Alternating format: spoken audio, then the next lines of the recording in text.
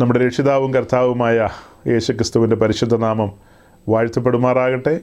ഒരിക്കൽ കൂടെ ഈ വർഷത്തിൻ്റെ അവസാനം നമുക്ക് ദൈവസന്നിധിയിലേക്ക് കടന്നു വരുവാൻ സർവ്വകൃപാലുവായ ദൈവം തന്ന നല്ല അവസരത്തിനായി ഞാൻ ദൈവത്തെ സ്തുതിക്കുകയാണ്, വാഴ്ത്തുകയാണ്. നമ്മുടെ നടുവിൽ പുതുതായി കടന്നു വന്നിട്ടുള്ള സഹോദരങ്ങളെ ഓർത്തും അവരുടെ കുടുംബങ്ങളെ ഓർത്തും ഒക്കെ ദൈവത്തെ സ്തുതിക്കുന്നു. കഴിഞ്ഞ ചില ആഴ്ചകൾ മുൻപ് വരെ നമ്മൾ ചിന്തിച്ചുകൊണ്ടിരുന്ന കാര്യങ്ങളുണ്ട്. 2 പത്രോസ് 3-ാം അധ്യായത്തിലെ ഒരു വാക്യത്തെ മുൻനിർത്തിക്കൊണ്ട് അധർമ്മികളുടെ വഞ്ചനയിൽ കുടുങ്ങി സ്വന്തം സ്ഥിരത വിട്ട് വീണു പോകാതിരിപ്പാൻ സൂക്ഷിച്ചു കൊള്ളണം എന്നൊക്കെ പറഞ്ഞാണ് നമ്മൾ തുടങ്ങിയത്. അപ്പോൾ ആ സമയങ്ങളിൽ ചില വഞ്ചനകളെക്കുറിച്ച് നമ്മൾ സൂക്ഷ്മമായി ശ്രദ്ധിച്ചെങ്കിൽ മാത്രം മനസ്സിലാക്കാൻ കഴിയുന്ന ചില വഞ്ചനകളെക്കുറിച്ചൊക്കെ ആയിരുന്നു പറഞ്ഞു പോയിക്കൊണ്ടിരുന്നത്. ചില ടീച്ചിങ്സും കാര്യങ്ങളുമൊക്കെ ഇന്ന് വേർപെട്ട ദൈവജനം എന്ന് പറയുന്നവരുടെ ഇടയിൽ, വിശേഷാൽ പെന്തക്കോസ്ത് സമൂഹത്തിൻ്റെ നടുവിലേക്ക് പലതരം ഉപദേശങ്ങൾ ഇങ്ങനെ മുളച്ച് പൊന്തി പറന്നൊക്കെ വരുന്നുണ്ട്. അപ്പോൾ ഉപദേശത്തിൻ്റെ കാറ്റുകൾ പലതും ഇങ്ങനെ അടിച്ചു വന്നപ്പോൾ പലരും അതിന് ഗൗരവം കൊടുത്ത് അതിനെ മനസ്സിലാക്കിക്കൊണ്ട് അതിനെ പ്രതിരോധിക്കാനായിട്ട് ശ്രമിച്ചില്ല. എന്നാൽ ദൈവത്തിൻ്റെ മഹാകൃപയാൽ നമ്മൾ കഴിഞ്ഞ കുറേ ആഴ്ചകളായിട്ട് ഈ രക്ഷാഭദ്രതാവാദവും അതിനോടനുബന്ധിച്ച കാര്യങ്ങളെക്കുറിച്ചൊക്കെ ഇങ്ങനെ പറഞ്ഞു പോവുകയായിരുന്നു. അപ്പോൾ ആ വാദഗതികൾ ഉയർത്തിക്കൊണ്ട് വന്ന അതിൻ്റെ പിന്നിൽ നിൽക്കുന്ന ആളുകൾ ഈ അടുത്ത ദിവസങ്ങളിൽ അവരുടെ വാദഗതിക്ക് മയം വരുത്തിയിട്ട് ആ ഭദ്രതാവാദവും അതിനോടനുബന്ധിച്ച് പറഞ്ഞ പല കാര്യത്തിൽ നിന്നും അവർ അഴഞ്ഞ് താഴേക്ക് വന്നെന്നുള്ളതാണ് നമ്മൾ മനസ്സിലാക്കുന്നത്. പല സഹോദരന്മാരിൽ നിന്നും അങ്ങനെയുള്ള കാര്യങ്ങൾ കേൾക്കാനായിട്ടിടയായി. എനിവേ, അപ്പോൾ നമ്മൾ ഒരു സൈഡിൽ നിന്ന് ഇങ്ങനെയൊക്കെ പറയുന്നത് കൊണ്ട് ചില മനുഷ്യർക്ക് ബോധോദയമോ മാനസാന്തരമോ അല്ലെങ്കിൽ തിരുത്തലുകളോ ഒക്കെ വരുത്താൻ ശ്രമിക്കുന്നു എന്ന് കേൾക്കുന്നത് ശുഭകരമായ കാര്യമാണ്. ഇങ്ങനെയുള്ള കാര്യങ്ങളൊക്കെ പറഞ്ഞു തുടങ്ങിയപ്പോൾ അവിടെ ഇവിടങ്ങളിലിരുന്ന് ചില സഹോദരന്മാരൊക്കെ മുറുമുറുത്തിരുന്നു. എന്തിനാ ഇങ്ങനെയൊക്കെ പറയുന്നതെന്ന് ചോദിച്ച്. അത് പറഞ്ഞുകൊണ്ടിരുന്ന ഉപദേശി തന്നെ അയാളുടെ ആശയങ്ങളിൽ നിന്ന് അയാൾ അയഞ്ഞ് താഴേക്ക് വന്നിരിക്കുന്നു. സമ്പൂർണ്ണമായി വന്നതല്ല, ഒരളവിൽ വന്നിട്ടുണ്ട്. ഒരളവിൽ ഓക്കെ, ബാക്കിയും ദൈവം പ്രവർത്തിക്കട്ടെ. എല്ലാവരും ദൈവത്താൽ പ്രയോജനപ്പെടേണ്ടവരാണ്. നമ്മൾ ആരെയും ടാർഗറ്റ് ചെയ്തുകൊണ്ട് അവർ നശിച്ചു പോകാനോ അല്ലെങ്കിൽ അവരെ ഹരാസ് ചെയ്യാനൊന്നും അല്ല ഇതൊന്നും പറയുന്നത്. ദൈവസഭ അതിൻ്റെ കറക്റ്റ് പാത്തിലൂടെ പോകണം, ശരിയായ പാതയിലൂടെ പോകണം. അതിനു വേണ്ടിയാണ് നമ്മളങ്ങനെ പറഞ്ഞ് മുന്നോട്ട് പോയത്. ഇനി ആ കാര്യങ്ങൾ നമുക്ക് തുടരാൻ കഴിയാതെ വണ്ണം കഴിഞ്ഞതിൻ്റെ മുൻപിലത്തെ ആഴ്ച പൊതുവായ ചില കാര്യങ്ങളാണ് പറഞ്ഞത്.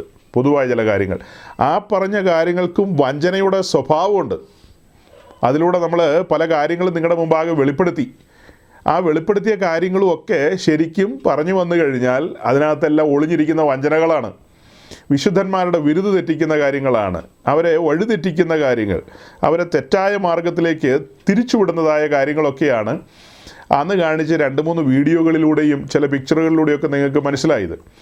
എനിവേ, ആ കാര്യങ്ങളൊക്കെ അങ്ങനെ കാണിച്ച് മുൻപോട്ട് വന്നെങ്കിലും പിന്നത്തെ ദിവസങ്ങളിൽ ആ പറഞ്ഞ കാര്യങ്ങളെ പൂർണ്ണമായിട്ടും ചിലർക്കൊന്നും മനസ്സിലായില്ലെന്നുള്ളത് നമുക്കറിയാൻ കഴിഞ്ഞു. അങ്ങനെ നമ്മൾ പറഞ്ഞ കാര്യങ്ങൾ പലർക്കും മനസ്സിലായില്ലെന്നുള്ളതും പിന്നീട് പല സൈഡിൽ നിന്നും വന്ന ചില ചോദ്യങ്ങൾ, അതുപോലെ തന്നെ നമ്മുടെ ആ വീഡിയോയുടെ അടിയിൽ വന്ന കമൻസ്, ഇതിനെയെല്ലാം മുൻനിർത്തിക്കൊണ്ട് നമ്മൾ കഴിഞ്ഞ ആഴ്ച വീണ്ടും അതിനോടനുബന്ധിച്ച് ചില കാര്യങ്ങൾ പറയുമായിരുന്നു.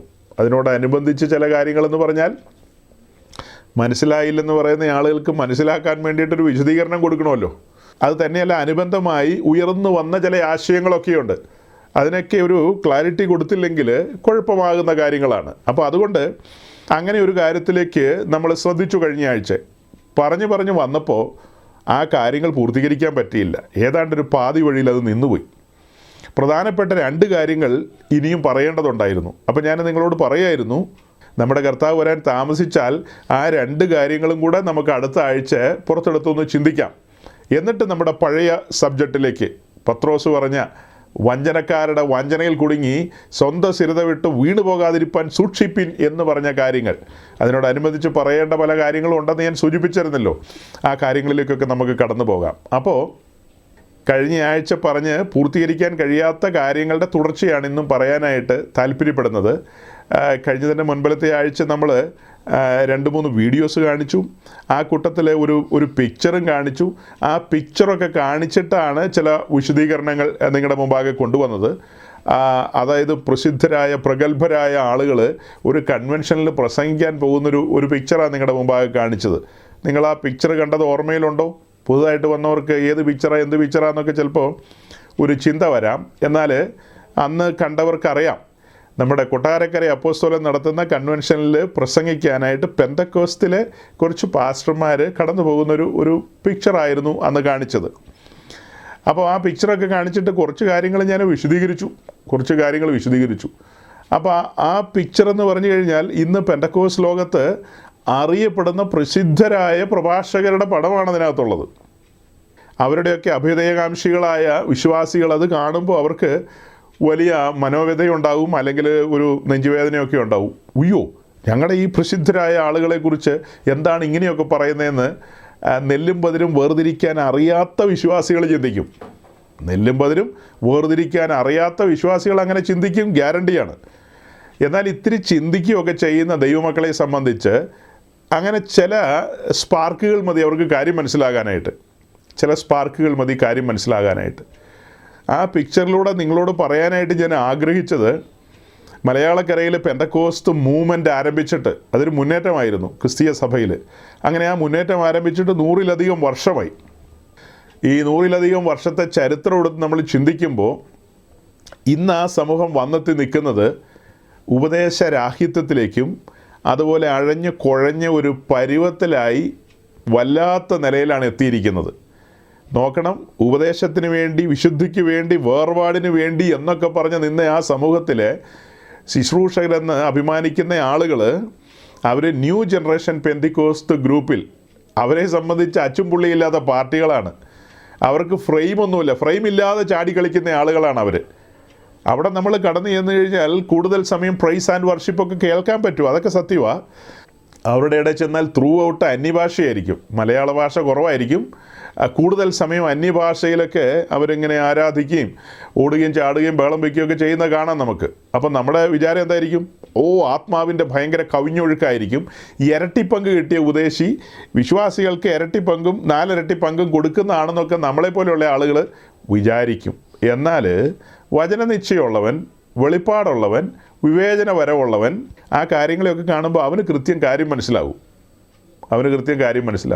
അപ്പം ഞാൻ ഈ പിക്ചറൊക്കെ കാണിച്ചപ്പോൾ സ്വാഭാവികമായി മനുഷ്യൻ്റെ ഉള്ളിൽ വരുന്ന ഒരു അലോസരമാണ്. നിങ്ങൾക്ക് വചനം പ്രസംഗിച്ചിട്ട് നിങ്ങളുടെ വഴിക്ക് പോയാൽ പോരെ, വേണ്ടാത്ത കാര്യങ്ങളൊക്കെ എന്തിനാണ് കാണിക്കുന്നതെന്നാണ് ആളുകൾ ചിന്തിക്കുന്നത്. എന്തിനാ ഈ ആവശ്യമില്ലാത്തൊക്കെ പറയുന്നതെന്നാണ് പലരും ചിന്തിക്കുന്നത്. സഹോദരങ്ങളെ, നമ്മളെ കേൾക്കുന്ന ആളുകളിൽ, അതായത് ഇവിടെ ഇരിക്കുന്ന നിങ്ങളിൽ ബഹുഭൂരിപക്ഷം പേർക്കും കാര്യങ്ങൾ അറിയാം. പക്ഷേ നമ്മുടെ മെസ്സേജ് പിന്നെയും കേൾക്കുന്ന ആളുകളുണ്ടല്ലോ, നമ്മളെ ഒന്നും ഒരു പരിചയമില്ലാത്ത ആളുകളും യൂട്യൂബിലൊക്കെ വന്ന് പിന്നെയും ഒക്കെ കേൾക്കും.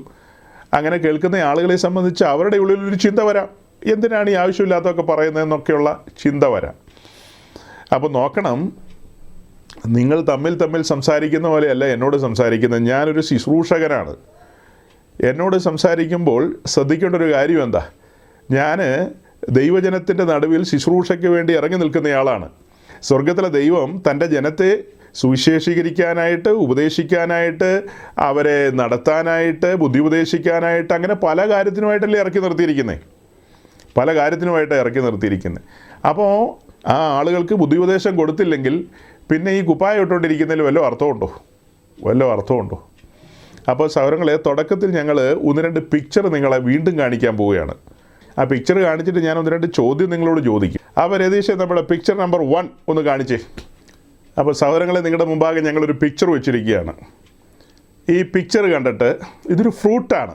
ഇതെന്ത് ഫ്രൂട്ടാണെന്ന് നിങ്ങൾക്ക് പറയാൻ കഴിയണം. ഇതെന്ത് ഫ്രൂട്ടാണ്? നമുക്ക് ആദ്യം സഹോദരന്മാരോട് ചോദിക്കാം. ഒരാൾ പറഞ്ഞു ആസ്ട്രേലിയൻ ഓറഞ്ച്.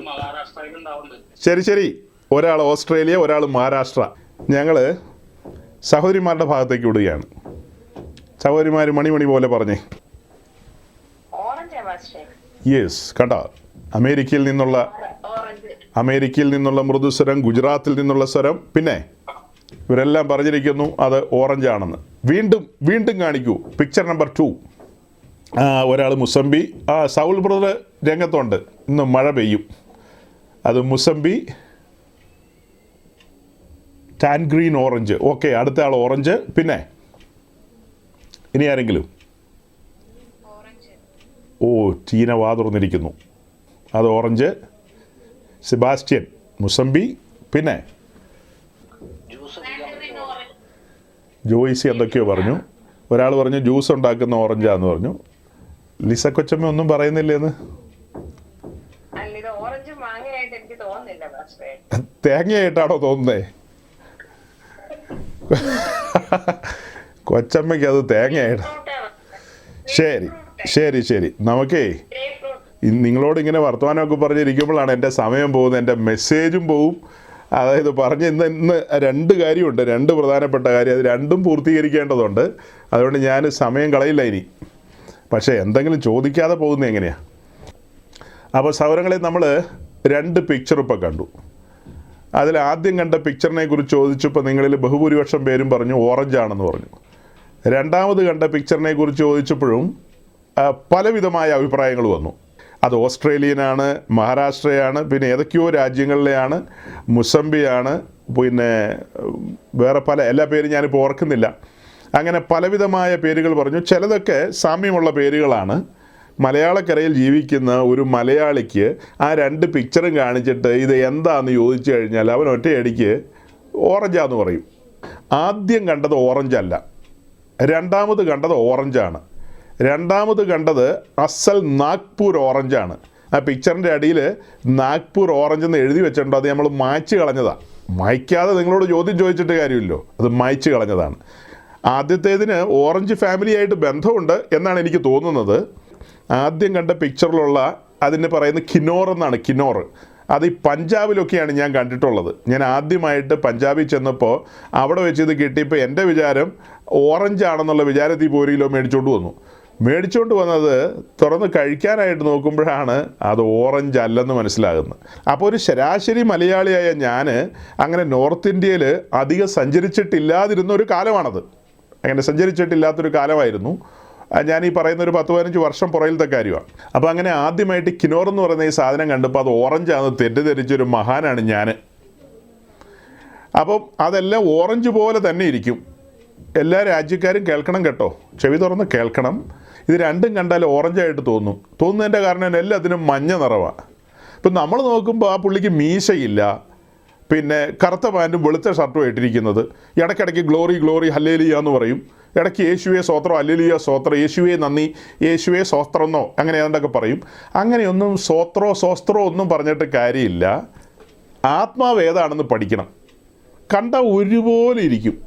അപ്പോൾ കഴിഞ്ഞ തവണത്തെ പിക്ചർ കാണിച്ചിട്ട് പറഞ്ഞതിൻ്റെ കാര്യം എന്താണെന്ന് മനസ്സിലായോ? ഒരു വലിയ ചിന്ത നിങ്ങളുടെ മുമ്പിൽ ഞാൻ വെക്കുകയാണ്. ഏറ്റവും മുകളിൽ ഇത്തിരി തലപ്പൊക്കത്തിൽ നിൽക്കുന്ന കണ്ടില്ലേ, അതാണ് കൊട്ടാരക്കര അപ്പോസ്തലൻ. അതൊരു ന്യൂ ജനറേഷൻ പെന്തിക്കോസ്താണ്. ബാക്കിയെല്ലാം പെന്തക്കോസ്ത് ലേബലിൽ നിൽക്കുന്നവരാണ്. അവരുടെ എല്ലാവരുടെയും മേൽ വ്യാപരിക്കുന്ന സ്പിരിറ്റ് ഒന്ന് തന്നെയാണ്. എന്നാൽ ലേബൽ എന്ന് പറയുന്നത് അവർ പെന്തക്കോസ്തുകാരാണ്. അപ്പോൾ എൻ്റെ ചിന്ത നിങ്ങളുടെ മുമ്പിൽ ഞാൻ വെക്കുന്നത് ഗൗരവമായൊരു ചിന്തയാണ്. ഏകദേശം 100-നടുത്ത് വർഷം പഴക്കമുള്ള പെന്തക്കോസ്ത് മൂവ്മെൻറ്റ് മലയാളക്കരയിൽ ഇത്രത്തോളം വന്നല്ലോ. കർത്താവ് ഇത്രത്തോളം നടത്തി. ഈ 100 വർഷം കൊണ്ട് പെന്തക്കോസ്ത് അഴഞ്ഞു കുഴഞ്ഞു പോയി എന്നാണ് ഞാൻ തുടക്കത്തിൽ പറഞ്ഞത്. പെന്തക്കോസ്ത് പലതിൽ നിന്നും അഴഞ്ഞു പോയി. അതേസമയം ന്യൂ ജനറേഷൻ പെന്തിക്കോസ്റ്റിനെ നിങ്ങൾ പഠിക്കണം. അവർ 1 ഇഞ്ച് അഴഞ്ഞിട്ടില്ല. അവരേത് സ്റ്റാൻഡിലാണോ തുടങ്ങിയത് ആ സ്റ്റാൻഡിൽ അവർ ഉറച്ചു നിൽക്കുകയാണ്. അവർ നിങ്ങളുടെ പക്ഷമാകും, നിങ്ങൾ അവരുടെ പക്ഷമാകുകയല്ല. അവർ നിങ്ങളുടെ പക്ഷമാകും. നമ്മൾ വചനത്തിൽ വായിക്കുന്നുണ്ടല്ലോ. അതായത് പെന്തക്കോസ്റ്റ് സമൂഹം ന്യൂ ജനറേഷൻ പെന്തിക്കോസ്റ്റിൻ്റെ ഭാഗത്തേക്ക് ഒഴുകിപ്പോയി. അല്ലാതെ ന്യൂ ജനറേഷൻ പെന്തിക്കോസ്റ്റുകാർ ഒരിക്കലും പെന്തക്കോസ്റ്റിൻ്റെ ആശയങ്ങളിലേക്ക് വന്നിട്ടില്ല. പഠിക്കണം. ഇങ്ങനൊരു ചിന്ത നിങ്ങൾ കേട്ടിട്ടുണ്ടോ? അതായത് പെന്തക്കോസ്റ്റ് സമൂഹം അതിൻ്റെ ഉപദേശത്തിൽ നിന്നും അതിൻ്റെ നടത്തിപ്പിൽ നിന്നും അതിൻ്റെ ഇടപാടുകളിൽ നിന്നും കിലോമീറ്ററുകൾ പുറകോട്ട് പോയി കഴിഞ്ഞാൽ പിന്നെ ചെല്ലുന്നത് ന്യൂ ജനറേഷൻ്റെ മതിലിനകത്തേക്കാണ്. ഗേറ്റ് തുറന്ന് കിടക്കുക. ആ ഗേറ്റ് തുറന്ന് അതിനകത്തേക്ക് കയറി ചെന്നിട്ട് ഇപ്പോൾ ആ പിക്ചറിൽ കണ്ട ഒരു റാന്നിക്കാരൻ കരയുന്ന ഉപദേശിയില്ലേ, ആ കരയുന്ന ഉപദേശിയും ഈ കൊട്ടാരക്കരക്കാരനും കൂടെ ഒരുമിച്ച് കഴിഞ്ഞ 1-2 ആഴ്ചയായിട്ട് ഇങ്ങനെ ഭയങ്കര ചർച്ച നടത്തിക്കൊണ്ടിരിക്കുക. അതിൻ്റെ വീഡിയോ ഒക്കെ ആളുകൾ നമുക്ക് അയച്ചു തരും.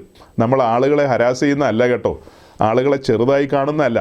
അവർ മനുഷ്യത്വമുള്ളവരും ഇപ്പം ഒരാൾക്ക് തൻ്റെ വീട്ടിൽ ആരെങ്കിലും മരിച്ചു കഴിഞ്ഞിട്ട് ശവം അടക്കാൻ സ്പേസ് ഇല്ലെന്ന് പറഞ്ഞാൽ ആ ഉപദേശി തൻ്റെ അടുക്കള കുഴിച്ചിട്ടാണെങ്കിലും അതിനകത്ത് ആ ശവം അടക്കാനുള്ള അവസരം ഒരുക്കുന്നയാളാണ്. സജി പാസ്റ്റർ എന്ന് പറയുന്ന എന്നോട് അങ്ങനെ വന്ന് പറയുകയാണെങ്കിൽ ഞാൻ എവിടെയെങ്കിലും സെമിത്തേരി ഉണ്ടോ എന്ന് അന്വേഷിക്കും. അതേസമയം അദ്ദേഹം എന്നേക്കാളും മനുഷ്യത്വമുള്ളവനും ദീനാനുകമ്പയുള്ളവനും ദയാവായ്പുള്ളവനുമാണ്. തൻ്റെ സ്വന്തം വീടിനകത്ത് കുഴിച്ചിട്ടാണേലും അവരെ സഹായിക്കാൻ മനസ്സുള്ള ഒരാളാണ്. പക്ഷെ ഉപദേശം കയ്യിലില്ല. ഉപദേശം കയ്യിലുള്ളവനാണെങ്കിൽ കൊട്ടാരക്കരക്കാരൻ്റെ കൂടെ പോയിരുന്ന് അവർ ചർച്ച നടത്തുമോ? ഇതൊക്കെ യൂട്യൂബിലൊക്കെ വരുന്നതാണ്. അനേക പെന്തക്കോസുകാർ ശ്രദ്ധിക്കുന്നതാണ്. അവരുൾപ്പെട്ട് നിൽക്കുന്ന new India church of God, അതിലെ സീനിയർ മോസ്റ്റ് പാസ്റ്ററാണ് ഇപ്പോൾ അദ്ദേഹം എന്താണ് ഒരു സന്ദേശം ആ സമൂഹത്തിന് കൊടുക്കുന്നത്? മുഴുവൻ പെന്തക്കോസിനും എന്ത് സന്ദേശമാണ് കൊടുക്കുന്നത്? മറ്റേ കൊട്ടാരക്കരക്കാരന് എന്ത് സന്ദേശമാണ് നമുക്ക് തരുന്നത്? അദ്ദേഹം ബെന്നിഹിൻ്റെ അടുത്ത സ്നേഹിതനാണ്. അദ്ദേഹത്തിൻ്റെ അഭിഷേകത്തിലാണ് ഇദ്ദേഹം റൺ ചെയ്യുന്നത്. ബെന്നിഹിനാണെങ്കിൽ ഏറ്റവും ഇഷ്ടം കത്തോലിക്കരുടെ കുർബാനയാണ്. വീഡിയോ നിങ്ങളെ കേൾപ്പിച്ചതല്ലേ? ഞാൻ ഫാബ്രിക്കേറ്റ് ചെയ്ത് എന്തെങ്കിലും പറയുന്നതല്ല. വീഡിയോ തന്നെ നിങ്ങളെ കേൾപ്പിച്ചു, നിങ്ങളെ കാണിച്ചു. നിങ്ങൾ സ്വന്തം ചെവിയാലേ അതൊക്കെ കണ്ടു. ഈ 2 ദിവസം മുമ്പ് ഈ അമേരിക്കക്കാരനായിട്ടുള്ള പ്രസിദ്ധനായ ബെന്നിഹിൻ്റെ ഒരു ബർത്ത്ഡേ സെലിബ്രേഷൻ, ബെന്നിഹിനും പിന്നീട് അതിൻ്റെ കൂട്ടത്തിൽ ഇപ്പോൾ സൗത്ത് ആഫ്രിക്കയിൽ ശുശ്രൂഷിക്കുന്ന ക്രിസ്, അതായത് നൈജീരിയക്കാരനാണ് അദ്ദേഹം, ആ ക്രിസും രണ്ടുപേരും കുറേ രാജകീയ വസ്ത്രമോ ഏതാണ്ടൊക്കെ ഇട്ടുകൊണ്ട് അവരുടെ ബർത്ത്ഡേ സെലിബ്രേഷൻ അതൊരു രസകരമായ രീതിയിൽ ആളുകൾക്ക് ട്രോളാൻ വേണ്ടിയിട്ട് എന്താ പറയുക, അങ്ങനത്തെ പരിപാടികളൊക്കെ അവർ ചെയ്തതിൻ്റെ വീഡിയോ ഇങ്ങനെ ഭയങ്കരമായിട്ട് സർക്കുലേറ്റ് ചെയ്യുകയാണ് വ്യാപകമായിട്ട്. അപ്പോൾ നോക്കണം, ഇതൊന്നും പെന്തക്കോസ്റ്റ് ടീച്ചിങ്ങിലല്ല നിൽക്കുന്നത്. അപ്പോൾ പാസ്റ്റർ ഇങ്ങനെയൊക്കെ പറഞ്ഞു കഴിഞ്ഞാൽ അങ്ങനെ പെന്തക്കോസ്റ്റ് ടീച്ചിങ് എന്നൊക്കെ പറഞ്ഞ് ഇങ്ങനെ മുറുകെ പിടിക്കണമെന്നൊക്കെ നിങ്ങൾ ചോദിച്ചു കഴിഞ്ഞാൽ അതിൻ്റെ ഉത്തരം ഞാൻ കുറച്ചുകൂടെ വിശദമായി പറയേണ്ട, നാളെ സമയം അനുവദിക്കുന്ന പോലെ പറയാമെന്നാണ് ചിന്തിക്കുന്നത്. എങ്കിലും ഒറ്റ വാക്കിങ്ങനെ പറയാം. നമ്മൾ കഴിഞ്ഞ നാളുകളിൽ സഭ എന്നുള്ളൊരു വിഷയത്തെക്കുറിച്ച് ഇങ്ങനെ ചിന്തിച്ചും ധ്യാനിച്ചൊക്കെ പോകുമ്പോൾ സഭയുടെ പണിയിൽ ഏർപ്പെട്ടിരിക്കുന്ന ശുശ്രൂഷകർ പർവ്വതത്തിലെ മാതൃക പ്രകാരമാണ് പണിയേണ്ടതെന്നും അവരുടെ കയ്യിൽ അളവ് നൂലും തൂക്കുകട്ടയും വേണമെന്നും ഒക്കെ നമ്മൾ പറയാറുണ്ട്. അങ്ങനെ നമ്മൾ പറയാറില്ലേ? നമ്മൾ എവിടെ നിന്നാണ് അതൊക്കെ പറയുന്നത്? വിശുദ്ധ തിരുവെഴുത്തിൽ നിന്നാണ്. അങ്ങനെ ആ പണി ഉയരത്തിൽ നിന്ന് ലഭിച്ച അളവിനൊത്തവണ്ണം പണിത് കഴിഞ്ഞാൽ വള്ളി മാറാൻ പാടില്ല. അത് ഈ പറഞ്ഞിരിക്കുന്ന ഇൻസ്ട്രക്ഷൻസൊക്കെ അങ്ങനെ തന്നെ പാലിക്കണം. അങ്ങനെ തന്നെ പാലിച്ചത് പണിത് കഴിഞ്ഞാൽ ഒടുക്കം കാണാൻ പോകുന്നൊരു കാഴ്ച എന്ന് പറയുന്നത് അതിനകത്തേക്ക് ദൈവമഹത്വം ഇറങ്ങി വരുന്നൊരു കാഴ്ചയാണ്, അല്ലേ? ദൈവത്തിൻ്റെ മഹത്വം ഇറങ്ങി വരും. അപ്പോൾ എല്ലാ കാര്യത്തിലും നമ്മൾ അങ്ങനെ ചിന്തിക്കണോ പിടിക്കണോ എന്നൊക്കെ ആളുകൾ ചോദിക്കാറുണ്ട്. അങ്ങനെ തന്നെ എല്ലാ കാര്യത്തിലൊക്കെ നോക്കിയാൽ ജീവിക്കാൻ പറ്റുമെന്നൊക്കെ ചോദിക്കും. ഞാനും ഇടയ്ക്ക് ചിന്തിക്കാറുണ്ട്, ശരിക്കും ഈ മോശയെ ആ കാര്യമൊക്കെ ഏൽപ്പിച്ചല്ലോ അന്ന്, ദൈവത്തിന് വസിക്കാനൊരു മന്ദിരം ഉണ്ടാക്കണമെന്ന് പറഞ്ഞു. ഓക്കെ, പണിതേക്കാന്ന് മോശയും പറഞ്ഞു. അപ്പോൾ അതിൻ്റെ ബ്ലൂ പ്രിൻ്റ് മോശയ്ക്ക് കൊടുത്തു. മോശ ഈ പണിയൊക്കെ കഴിഞ്ഞിട്ടേ, അതായത് ഒരു സന്ധ്യ കഴിയുമ്പോൾ ഒന്ന് കുളിച്ച് അത്താഴം കൊണ്ടിട്ട് ചാരുകസേരയിൽ കൂടാരത്തിൻ്റെ മുൻപിൽ ഇങ്ങനെ ചാരി ഇരിക്കുന്ന സമയത്ത് ഇങ്ങനെ ചിന്തിക്കാമെന്ന് വിചാരിച്ചു. എല്ലാ കാര്യത്തിലും ഞാനിങ്ങനെ കടുകട വ്യത്യാസമില്ലാതെ ഇങ്ങനെ പണിയേണ്ട ആവശ്യമുണ്ടോ? അങ്ങനെയൊക്കെ പണിത് എനിക്ക് ടെൻഷനും ഉണ്ടാവില്ലേ, തലവേദന ഉണ്ടാവില്ലേ? എല്ലാ കാര്യത്തിലും കതിരമരം വേണമെന്ന് പറഞ്ഞാൽ ഉടനെ ഞാൻ കതിരമരം ഉണ്ടാക്കാൻ പോകുന്നു. അത് താമ്രം കൊണ്ടാണ് പൊതിയണ്ടേന്ന് പറയുമ്പോൾ ഉടനെ ഞാനത് അനുസരിച്ച് താമ്രം എടുത്ത് പൊതിയുന്നു. അങ്ങനെ ഓരോരോ കാര്യങ്ങളും വള്ളി വിടാതെ ഞാൻ ചെയ്യുന്നതിൽ വല്ല കാര്യമുണ്ടോ? ഈ ലോകത്തിലെങ്ങും ആരും ഇങ്ങനെയൊന്നും ചെയ്യുന്നില്ല. പിന്നെ ഞാനായിട്ട് എന്തിനാ ഇങ്ങനെ എന്ന് മോശ എപ്പോഴെങ്കിലും ചിന്തിച്ചായിരുന്നെങ്കിൽ ആ കൂടാരത്തിൽ ദൈവമഹത്വം ഇറങ്ങുമായിരുന്നോ? അല്ലേ? അതുപോലൊരു അപ്പച്ചനായിരുന്നു നോഹ അപ്പച്ചൻ. ലോകം മുഴുവനും നടന്ന് മഴ പെയ്യാൻ പോകുന്നു, ദൈവത്തിൻ്റെ ന്യായവിധി വരാൻ പോകുന്നു, ജീവനിൽ കൊതിയുള്ളവരൊക്കെ ന്യായവിധിയിൽ നിന്ന് തെറ്റിയൊഴിയാനായിട്ട് ഞാൻ പണിയുന്ന പെട്ടകത്തിൽ കയറിക്കോ എന്ന് പറഞ്ഞ് പ്രസംഗിച്ച് നടന്നു. ഒരു സൈഡിൽ പ്രസംഗം നടക്കുമ്പോൾ തന്നെ തൻ്റെ പറമ്പിൽ വലിയ പെട്ടകം പണിതുകൊണ്ടിരിക്കുക. അതായത് നോഹയുടെ വീട് റോഡ് സൈഡിലാണെന്നങ്ങ് ചിന്തിച്ചോ. അപ്പോൾ വീടിൻ്റെ സൈഡിൽ ആ പറമ്പിലിട്ടാണ് ഈ വലിയ പെട്ടകം പണിതുകൊണ്ടിരിക്കുന്നത്. ഭയങ്കര പെട്ടകമല്ലേ? അതങ്ങനെ പണിതുകൊണ്ടിരിക്കുമ്പോൾ നോഹയ്ക്ക് കിട്ടിയിരിക്കുന്ന ഇൻസ്ട്രക്ഷൻസ് എങ്ങനെയാണ്? അതിന് ഒരൊറ്റ വാതിൽ മതി എന്നാണ്. നോഹ ചിന്തിക്കുകയാണ്, ഈ കാണായ ആനയും കുതിരയും അതും ഇതൊക്കെ വന്ന് കയറാനുള്ളതാണ്. ദൈവം അന്നേരം പറഞ്ഞത് ചിലപ്പോൾ തെറ്റിപ്പോയി കാണും. ഞാനങ്ങനെ ഒരു വാതിലാണോ വെക്കേണ്ടത്? ശരിക്കും 1-2 വാതിൽ വെച്ചേക്കാം. മനുഷ്യർക്ക് കയറാനൊരു വാതിലും മൃഗങ്ങൾക്ക് വേറൊരു വാതിലും, അങ്ങനെ 1-2 വാതിൽ വെച്ചേക്കാം എന്ന് വേണമെങ്കിൽ നോഹയ്ക്ക് ചിന്തിക്കാമായിരുന്നു. പക്ഷെ നോഹ അങ്ങനെ ചിന്തിച്ചു കൂട്ടിയില്ല. നോഹ അങ്ങനെ രണ്ടാമതൊരു വാതിലൊന്നും വെച്ചില്ല. നോഹയോട് പറഞ്ഞിരിക്കുന്ന ഒരു വാതിൽ വെക്കാനാണ്. അതിൽ നിന്ന് ഇടത്തോട്ടോ വലത്തോട്ടോ ഒന്നും മാറാതെ നോഹ അങ്ങനെ തന്നെ ഒരു വാതിൽ വെച്ചു. ഞാൻ എൻ്റെ ശുശ്രൂഷയിൽ മാതൃകയായിട്ട് പരിഗണിക്കുന്ന പഴയ നിയമത്തിലെ 2 പ്രധാനപ്പെട്ട വ്യക്തികളാണ്. ഒന്ന് നോഹയും 2 മോശയും. ആ 2 പേരും രക്ഷയോടുള്ള ബന്ധത്തിൽ ദൈവം അവർക്ക് കൊടുത്തിരിക്കുന്ന കൽപ്പനയ്ക്ക് അനുസരിച്ച് പ്രവർത്തിച്ച മനുഷ്യരാണ്. ദൈവത്തിൻ്റെ പ്രവൃത്തി നമ്മൾ കണ്ണാലെ കാണുകയാണ്. അവരുടെ പ്രവൃത്തിയെക്കുറിച്ച് പഴയ നിയമത്തിൽ മാത്രമല്ല പുതിയ നിയമത്തിലും എടുത്തെഴുതിയിരിക്കുകയാണ്. അത് കഴിഞ്ഞ് പുതിയ നിയമത്തിലേക്ക് വരുമ്പോൾ പുതിയ നിയമത്തിൽ 12 അപ്പോസ്തലന്മാരും കൺമുമ്പിലുണ്ട്. ആ അപ്പോസ്തലന്മാർ അവരുടെ ശുശ്രൂഷയിൽ ചെയ്തു കൂട്ടി മുന്നോട്ട് പോയ കാര്യങ്ങളുണ്ട്. ആ കാര്യങ്ങളാണ് ഇന്ന് നമുക്ക് പർവ്വതത്തിലെ മാതൃക എന്ന് പറയുന്നത്. ഈ പർവ്വതത്തിലെ മാതൃക എന്ന് പറഞ്ഞാൽ എന്താ ഉദ്ദേശിച്ചത്? അപ്പോസ്തലന്മാർ നമുക്ക് കാണിച്ചു തന്ന അളവിനൊത്തവണ്ണം നമ്മൾ പണിയണം. അതാണ് ഇന്ന് നമ്മുടെ പർവ്വതത്തിലെ മാതൃക. മാളികമുറിയിൽ വെളിപ്പെട്ട വെളിപ്പാടുകൾ, അവിടെ മുതൽ അപ്പോസ്തലന്മാർ കയ്യേറ്റുവാങ്ങിയ ബോധ്യങ്ങൾ, ആ ബോധ്യങ്ങൾ അതൊക്കെ വിശുദ്ധ തിരുവെഴുത്തിൻ്റെ ഭാഗമായി എഴുതി വെച്ചിരിക്കുകയാണ്. അവരെ പരിശുദ്ധാത്മാവ് നടത്തിയ വിധങ്ങൾ എഴുതി വെച്ചിരിക്കുകയാണ്. അപ്പോൾ അതിനനുസരിച്ചല്ലാതൊരു പണിയില്ല പുതിയ നിയമത്തിൽ. അതിനനുസരിച്ചല്ലാത്തൊരു പണിയില്ല.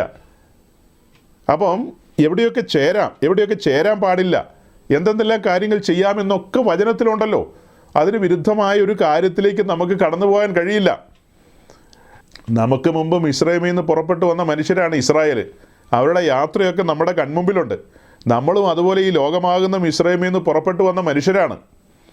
അവരങ്ങനെ പോയ വഴിക്ക് സംഖ്യാപുസ്തകത്തിൽ നമ്മൾ വായിക്കുന്നുണ്ട് പെയോർ നിമിത്തമുള്ള സംഗതികൾ. അപ്പോൾ വലിയ സംഹാരമാണ് അവിടെ നടന്നത്. ഇണയല്ലാ പിണകൾ സംഭവിച്ചു അല്ലേ? മിദ്യാന്യ സ്ത്രീകളുമായിട്ട് ഇസ്രായേലിയ യൗവനക്കാർ കൂട്ടുകൂടാൻ എന്ന് പറഞ്ഞാൽ ഭയങ്കര കൂട്ടായിപ്പോയി. അത് ട്രസ്പാസിൽ അവസാനിച്ചെന്ന് പറഞ്ഞാൽ മതിയല്ലോ അല്ലേ? അത് ട്രസ്പാസിൽ അവസാനിച്ചു. ഒടുക്കമുണ്ടായത് ഭയാനകമായ ന്യായവിധിയാണ്. അങ്ങനെ എന്തെല്ലാം കാര്യങ്ങളാണ് കൺമുമ്പിലുള്ളത്. അപ്പോൾ ഇപ്പോഴും അങ്ങനെ തന്നെയാണ്. ഇണയല്ലാ പിണകൾ പാടില്ല. നിങ്ങളുടെ മുമ്പാകെ 2 പിക്ചർ വെച്ചു. നിങ്ങളിൽ ഒരാൾക്ക് പോലും കൃത്യം ആൻസർ പറയാൻ പറ്റിയില്ല. ഏകദേശമൊക്കെ ഒപ്പിച്ച് കൊണ്ടുവന്നു എന്ന് മാത്രമേ ഉള്ളൂ. മഞ്ഞ നിറം കണ്ടതുകൊണ്ട് നിങ്ങൾ പറഞ്ഞു അതെല്ലാം ഓറഞ്ച് ആയിരിക്കും എന്ന് പറഞ്ഞു. അതിൻ്റെ നിറം മഞ്ഞയല്ലായിരുന്നെങ്കിൽ നിങ്ങൾ എന്ത് ആൻസർ പറയുമായിരുന്നു എന്ന്. നമ്മളെ ഈ ആൻസറുകൾ അങ്ങനെയാണെന്നേ. മീശ ഇല്ലെങ്കിൽ നമ്മൾ ഉടനെ പറഞ്ഞു കളയാൻ പെന്തിക്കോസാന്ന് പറയും. മീശയോ താടിയോ വെള്ളയുടുപ്പോ കാതും കഴുത്തോ കമ്മലോ ഇതൊക്കെ കാണുമ്പോൾ അത് വെച്ചിട്ടാണ് നമ്മൾ ഓരോന്ന് ചിന്തിക്കുന്നത്. ഇനി അതും കഴിഞ്ഞിട്ട് അടുത്തത് എന്താ? അന്യഭാഷ ആരെല്ലാം പറയുന്നോ അവരെല്ലാം അയ്യോ അങ്ങനെ ചിന്തിക്കുന്നവനാണ് നിന്നെപ്പോലെ മടയൻ ഉലകത്തിൽ വേറെ ആരുമില്ല. ഇന്ന് നമ്മൾ പറയുന്ന ഈ പെന്തിക്കോസി കേൾക്കുന്ന ഒരു 60% അന്യഭാഷയും ഫേക്കാണ്. അതൊക്കെ വേറെ ആത്മാവിലാണ് ഈ പറയുന്നത്. അതൊന്നും പരിശുദ്ധാത്മാവിലല്ലെന്ന് ഞാൻ തറപ്പിച്ചു പറയുകയാണ്. അതെന്താ അങ്ങനെ തറപ്പിക്കുന്നതെന്ന് ചോദിച്ചു കഴിഞ്ഞാൽ, പരിശുദ്ധാത്മാവ് വരുമ്പോൾ പുത്രന് മഹത്വം കൊടുക്കും. പരിശുദ്ധാത്മാവ് വരുമ്പോൾ എന്താ സംഭവിക്കുന്നത്? പുത്രന് മഹത്വം കൊടുക്കും. പുത്രന് മഹത്വം കൊടുക്കുക എന്ന് പറഞ്ഞാൽ വചനത്തിന് പ്രാധാന്യം കൊടുക്കും, സത്യവചനത്തിന് പ്രാധാന്യം കൊടുക്കും. ദൈവത്തിൻ്റെ വചനം നമ്മുടെ അകത്തെ മനുഷ്യനെ പുഷ്ടിപ്പെടുത്താൻ വേണ്ടിയുള്ളതാണ്. അതായത് നമ്മൾ സത്യാരാധന എന്നുള്ള വിഷയത്തെക്കുറിച്ചൊക്കെ ചിന്തിച്ചിട്ടുള്ള മനുഷ്യരല്ലേ? സത്യാരാധന എന്നുള്ളൊരു വിഷയത്തെക്കുറിച്ച്, അതായത് ഇസ്രായേലിനോടുള്ള ബന്ധത്തിൽ അവർ ദൈവസന്നിധിയിൽ യാഗാർപ്പണത്തിനും ധൂപാർപ്പണത്തിനും കടന്നു വരുമെന്നല്ലേ പഠിച്ചിരിക്കുന്നത്. അപ്പോൾ യാഗം അർപ്പിച്ചിട്ട് യാഗരക്തവുമായി അകത്തേക്ക് പോകുന്നു. അതുപോലെ തന്നെ യാഗപീഠത്തിൽ തീക്കനൽ വിശുദ്ധ സ്ഥലത്തിരിക്കുന്ന ധൂപപീഠത്തിൽ കൊണ്ടുവന്ന് അവിടെയാണ് സുഗന്ധവർഗ്ഗങ്ങൾ പുകച്ചുകൊണ്ട് ദൈവസന്നിധിയിൽ ആ സൗരഭ്യം പരത്തുന്നത്. അപ്പോൾ യാഗാർപ്പണം, ദെൻ ധൂപാർപ്പണത്തിലൂടെ പരിമള ധൂപം സ്വർഗത്തിലേക്ക് ഉയരണം. യാഗപീഠത്തിൽ നിന്നല്ലാതെ വേറെ സോഴ്സിൽ നിന്നൊരു തീക്കനലോ ഒന്നും അകത്ത് കൊണ്ടുവരാൻ പാടില്ല. യാഗപീഠത്തിൽ നിന്ന് മാത്രമാണ് തീക്കനൽ കൊണ്ടുവരേണ്ടത്. അതായത് യഥാർത്ഥ സത്യാരാധന ഒരു കൂട്ടായ്മയിൽ വെളിപ്പെടണമെങ്കിൽ അവിടെ ക്രൂശ് ഉയർത്തപ്പെടണം. ഈ യാഗപീഠം എന്ന് പറയുന്നത് എന്താ? നമുക്ക് പുതിയ നിയമത്തിൽ കാൽവറിയിലെ ക്രൂശാണ്. ഒന്നുകൂടെ തെളിച്ച് പറഞ്ഞാൽ ക്രൂശിതനായ ക്രിസ്തുവിനെയാണ് അത് റെപ്രസെൻ്റ് ചെയ്യുന്നത്. അപ്പോൾ ക്രൂശിക്കപ്പെട്ട ക്രിസ്തുവിനെ പ്രസംഗിക്കുകയും ക്രൂശിൻ്റെ വഴികൾ, ക്രൂശിൻ്റെ ഉപദേശം മുഴങ്ങുകയും ചെയ്യുന്ന ഇടത്ത് മാത്രമേ സത്യാരാധനയുള്ളൂ. ബാക്കി സ്ഥലങ്ങളിലെല്ലാം 24/7 അന്യഭാഷ പറഞ്ഞാലും അതൊന്നും പരിശുദ്ധാത്മാവിലല്ല. ക്രിസ്തുവിനെ പ്രസംഗിക്കാത്ത, ക്രിസ്തുവിനെ ഏത് ക്രിസ്തു? ഈ ക്രിസ്തു എന്ന് പറഞ്ഞാൽ ഈ പുസ്തകം പഠിക്കുമ്പോൾ ബൈബിളിൽ നമ്മൾ പറയുന്ന നസ്രായന യേശു ക്രിസ്തു അഥവാ നമ്മുടെ വീണ്ടെടുപ്പുകാരൻ, ആ വീണ്ടെടുപ്പുകാരൻ ക്രിസ്തുവിനെ കുറിച്ച് മാത്രമാണോ പറയുന്നുള്ളൂ? വേറെ ക്രിസ്തു ഒന്നും ഇല്ല ഈ പുസ്തകത്തിൽ. വേറെ ക്രിസ്തു ഉണ്ടോ ഇല്ലയോ എന്നൊക്കെ മുന്നോട്ട് പോകുമ്പോൾ നമുക്ക് ഒന്ന് അന്വേഷിച്ച് നോക്കാം. അപ്പോൾ ഇന്ന് കാണുന്ന ഈ പല സമ്പ്രദായങ്ങളും വചനവിരുദ്ധമാണ്. കഴിഞ്ഞ ദിവസം നമ്മൾ ഒരു വിഷയത്തെക്കുറിച്ച് സംസാരിച്ചു. അതായത് ഈ ഒരു പ്രധാനപ്പെട്ട പെന്തിക്കോസ് സംഘടന അവിടെ നടക്കുന്ന ഉന്തും തള്ളും ബഹളങ്ങളും ഭിന്നതകളും അസ്വസ്ഥതകളും അതുമായി ബന്ധപ്പെട്ട് ഒരു ഷോർട്ട് വീഡിയോ, ഒരു ഹാഫ് ആൻ അവർ വരുന്ന ഒരു വീഡിയോ നമ്മൾ തയ്യാറാക്കി. വീഡിയോ മീൻസ് നമ്മുടെ സൺഡേ മീറ്റിങ്ങിൽ പ്രസംഗിച്ചൊരു പ്രസംഗമാണ്. അതായത് അവിടുത്തെ മെസ്സേജിന് മുമ്പ് മുഖവുരയിൽ പറഞ്ഞ കാര്യങ്ങളാണ് ആ വീഡിയോയ്ക്ക് അടിസ്ഥാനം. ആ മെസ്സേജ് യൂട്യൂബിൽ വന്നപ്പോൾ നല്ല ശതമാനം ആളുകളത് കേട്ടു. എനിക്ക് തോന്നുന്നു ഒരു 10,000-17,000 പേർക്ക് മുകളിലത് കേട്ട് കഴിഞ്ഞു. ആ മെസ്സേജിനകത്ത് വലിയ കാമ്പും കഴമ്പുള്ള കാര്യങ്ങളൊന്നുമില്ല, വലിയ കാര്യമായ കാര്യങ്ങളൊന്നുമില്ല. പെന്തക്കോസ്റ്റുമായി ബന്ധപ്പെട്ട കാര്യങ്ങൾ ഇങ്ങനെയാണ്, അങ്ങനെയാണ്, നമ്മുടെ വിശ്വാസം ഇങ്ങനെയാണെന്നൊക്കെ പറഞ്ഞു. പിന്നെ ഇന്ന് കാണുന്ന കാര്യങ്ങളെയൊക്കെ നമ്മൾ അങ്ങനെയൊന്നും അല്ല വേണ്ടത്, ഇങ്ങനെയൊന്നും അല്ല വേണ്ടത്, പിന്നെ അങ്ങനെയാണ് ഇങ്ങനെയാണെന്നൊക്കെ കുറേ കാര്യങ്ങൾ പറഞ്ഞു. അതാണ് ഈ ഹാഫ് ആൻ അവർ മെസ്സേജ്. അതേസമയം കഴിഞ്ഞ സാറ്റർഡേ നമ്മൾ ഒരുമിച്ച് കൂടിയപ്പോൾ പറഞ്ഞ മെസ്സേജ് 1000 പേര് പോലും കേട്ടില്ല. ആ മെസ്സേജിനകത്ത് എൻ്റെ ചിന്ത ശരിയാണെങ്കിൽ ഇന്ന് വരെ പെന്തക്കോസ്റ്റുകാർ മലയാളക്കരയിൽ കേട്ടിട്ടുണ്ടോ? വേറെ ഏതെങ്കിലും രാജ്യത്തെ കാര്യം എനിക്കറിയില്ല. എനിക്ക് മലയാളികളുമായിട്ടാണ് ബന്ധം. അങ്ങനത്തെ ഗൗരവമായൊരു വിഷയമാണ് നമ്മൾ അവതരിപ്പിച്ചത്. പക്ഷെ മലയാളി പെന്തക്കോസ്ത് സമൂഹം അത് ശ്രദ്ധിച്ചില്ല. എനിക്ക് വിശ്വാസികളുടെ മനഃശാസ്ത്രമൊന്നും മനസ്സിലാകുന്നില്ല, അവരുടെ അഭിരുചികളും താല്പര്യങ്ങളും ഒക്കെ. ഞാൻ തന്നെ പ്രസംഗിച്ചൊരു പ്രസംഗം ആളുകൾ ഭയങ്കര പോസിറ്റീവായിട്ട് എടുത്തിട്ട് ആളുകൾ തന്നെ അത് പ്രചരിപ്പിച്ച് ഈ പറഞ്ഞ ആ സംഘടനയുടെ കാര്യങ്ങളുമൊക്കെ 4 ആൾ കേൾക്കണമെന്ന് വിചാരിച്ചിട്ടായിരിക്കും അവരതങ്ങനെ സർക്കുലേറ്റ് ചെയ്ത് കാണും. അതങ്ങ് വൈറലായി എന്ന് പറഞ്ഞാൽ മതി. ഭയങ്കരമായിട്ട് വൈറലായി. അതിനകത്ത് 100-നടുത്ത് കമൻസ് തന്നെയാണ് വന്നിരിക്കുന്നത്. ഏതാണ്ട് ഒരു 200-നടുത്ത് ലൈക്ക് വന്നിട്ടുണ്ടത്. 200-നടുത്ത് ലൈക്ക്. പ്രസംഗിച്ച ഞാനാ പറയുന്നത് അതിനകത്ത് വലിയ കാമ്പും കഴമ്പൊന്നുമില്ലെന്ന്. അതേസമയം കഴിഞ്ഞ സാറ്റർഡേ പ്രസംഗിച്ച പ്രസംഗത്തിനകത്ത് നമ്മൾ ഒരു സൈഡിൽ അബ്രഹാമിനെ നിർത്തി, മറു സൈഡിൽ വിശുദ്ധ മറിയെ നിർത്തി. അതായത് പഴയ നിയമത്തിൽ നിന്നൊരു ഭക്തനായ മനുഷ്യനെ മുൻനിർത്തി, പുതിയ നിയമത്തിൻ്റെ ഭാഗത്ത് നിന്ന് ഒരു ഭക്തയായ സഹോദരിയെ മുൻനിർത്തി. ആ ഭക്തയായ സഹോദരി എന്ന് പറഞ്ഞാൽ വിശുദ്ധ മറിയാണ്. വിശുദ്ധ മറിയുടെ ഒരു പ്രത്യേകത എന്താ? പുള്ളിക്കാരി പഴയ നിയമത്തിൽ നിന്ന് പുതിയ നിയമത്തിലേക്ക് പതിയെ കടന്നു വന്നയാളാണ്, അല്ലേ? അങ്ങനെ ഒരു പ്രത്യേകതയും കൂടെ ഇല്ലേ? നമ്മളെപ്പോലെ അല്ലല്ലോ. താൻ ജനിച്ചു വളർന്നതും മുന്നോട്ട് വന്നതെല്ലാം പഴയ നിയമത്തിലാണ്. എന്നാൽ ഒരു പ്രത്യേക സമയത്ത് തനിക്ക് പുതിയ നിയമത്തിലേക്കും കൂടെ വരാനായിട്ടൊരു അവസരം ലഭിച്ചു. അബ്രഹാമിനോട് സ്വർഗത്തിലെ ദൈവം പറഞ്ഞ ഒരു വാഗ്ദത്തമാണ്, നിന്നാൽ സകല ജാതികളും അനുഗ്രഹിക്കപ്പെടും. അതിൻ്റെ വിശദാംശങ്ങൾ ഗലാത്യ ലേഖനത്തിലുണ്ട് 3-ാം അധ്യായത്തിൽ. ആ 3-ാം അധ്യായത്തിലെ വാക്യങ്ങളെ മുൻനിർത്തിക്കൊണ്ട്, അതായത് ഭൂമിയിലെ 7 വൻകരകളിലും എന്തുമാത്രം പ്രസംഗങ്ങൾ നടന്നിട്ടുണ്ടെന്നറിയാവോ? ആ ഗലാത്യ ലേഖനത്തിലെ വാക്യങ്ങളെ മുൻനിർത്തിക്കൊണ്ട് അമേരിക്കയിലൊക്കെ എന്തുമാത്രം പാസ്റ്റേഴ്സാണെന്നറിയാവോ ജെറ്റ് പ്ലെയിനും ഹെലികോപ്റ്ററും ഒക്കെ മേടിച്ചത്? ഈ ഗലാത്യ ലേഖനം 3-ാം അധ്യായത്തിലെ ആ വാക്യം മുൻനിർത്തിക്കൊണ്ട്, ഞാൻ ഒരു അതിശയോക്തി പറയുന്നത്, ഒരു തമാശയൊന്നും അല്ല പറയുന്നത്. ആ 3-ാം അധ്യായത്തിലെ ആ ഭാഗങ്ങൾ, ആ വാക്യങ്ങളെ മുൻനിർത്തിക്കൊണ്ട് അബ്രഹാമിൻ്റെ അനുഗ്രഹം ക്രിസ്തുയേശുവിൽ ജാതികൾക്ക് വരേണ്ടതിന് നാം ആത്മാവെന്ന വാക്തത്വ വിഷയം എന്നൊക്കെ പറഞ്ഞ് നമ്മുടെ അമേരിക്കയിലെ ജോയൽ ഓസ്റ്റീൻ, കെനത്ത് കോംപ്ലാൻഡ്, പിന്നെ കുറേ കിറുക്കന്മാരുണ്ട് അവിടെ. കിറുക്കന്മാർ മുഴുവനും തമ്പടിച്ചിരിക്കുന്ന സ്ഥലമാണത്. ഈ കിറുക്കന്മാരെല്ലാം ആളുകളെ പറ്റിക്കുകയും വഞ്ചിക്കുകയും ചെയ്ത് ജെറ്റ് പ്ലെയിനുകളാണ്. അവിടെ വീടിൻ്റെ മുമ്പിൽ സ്വന്തമായി എയറോഡ്രോമുണ്ട്. നമ്മൾ കാർ പോർച്ചിൽ നിന്ന് കാറ് പുറത്തേക്ക് ഇറക്കുന്ന പോലെയാണ് അവരവിടെ ഒതുക്കിയിട്ടിരിക്കുന്ന ജെറ്റ് പ്ലെയിനിൽ കയറിയിട്ടാണ് അവർ ഓരോരോ സ്റ്റേറ്റുകളിലേക്ക് പറക്കുന്നത്, മീറ്റിങ്ങിന് പോകുന്നത്. നമ്മുടെ നാട്ടിലെ ഉദ്ദേശിമാരൊക്കെ ഓൾട്ടോ കാറിലാണ് കൺവെൻഷന് പ്രസംഗിക്കാൻ പോകുന്നത്. ഓൾട്ടോയൊക്കെ മാറി തോന്നുന്നു അല്ലേ? ഓൾട്ടോ മാറി കാണും ഇപ്പോൾ, ഇച്ചിരി ഞങ്ങളുടെ വലുതൊക്കെ വന്ന് കാണും. അപ്പം ഇവരെ സംബന്ധിച്ച് അങ്ങനെയല്ല പോകുന്നത്. ഒരു ഓൾട്ടോയിലൊന്നും പോകുന്നവരല്ല, ഇവരിങ്ങനെ പറന്ന് കിടക്കുന്നവരാണ്. ഈ പുള്ളികളുടെ, ഞാൻ അവരെക്കുറിച്ച് വളരെ നെഗറ്റീവായ വാക്കുകളാണ് കേട്ടോ ഉപയോഗിച്ചത്. നെഗറ്റീവ്, എൻ്റെ ഉള്ളിൽ ഭയങ്കരമായ അമർഷം ഉണ്ടെന്ന് കൂട്ടിക്കോ. ലോകത്തെ സകലമാന മനുഷ്യരെയും വഞ്ചിച്ച വഞ്ചകരാണ് ഇവരെല്ലാം. എൻ്റെ മുൻഗാമി പത്രോസ് അത് തുറന്നു പറഞ്ഞിട്ടുണ്ടെന്ന്, ഇവരെല്ലാം വഞ്ചകന്മാരാണ്, മഹാവഞ്ചകന്മാരാണ്. അതിൻ്റെ ഒരു ചിന്ത ഞാൻ നിങ്ങളുടെ മുമ്പിൽ വയ്ക്കാം. അബ്രഹാമിനോട് എന്നാ പറഞ്ഞത്? നിന്നാൽ സകല ജാതികളും അനുഗ്രഹിക്കപ്പെടുമെന്നല്ലേ? അല്ലേ? നിന്നാൽ സകല ജാതികളും സകല വംശങ്ങളും അനുഗ്രഹിക്കപ്പെടും എന്നാണ് അബ്രഹാമിനോട് വാക്ക് പറഞ്ഞത്. അതായത് അബ്രഹാമിൻ്റെ അക്ഷരീക സന്തതിയും അബ്രഹാമിൻ്റെ ആത്മീയ സന്തതിയും 2 കാര്യങ്ങളാണുള്ളത്. അബ്രഹാമിൻ്റെ അക്ഷരീക സന്തതി എന്ന് പറഞ്ഞാൽ ഇസ്രായേലാണെന്നുള്ളത് നമുക്കറിയാം.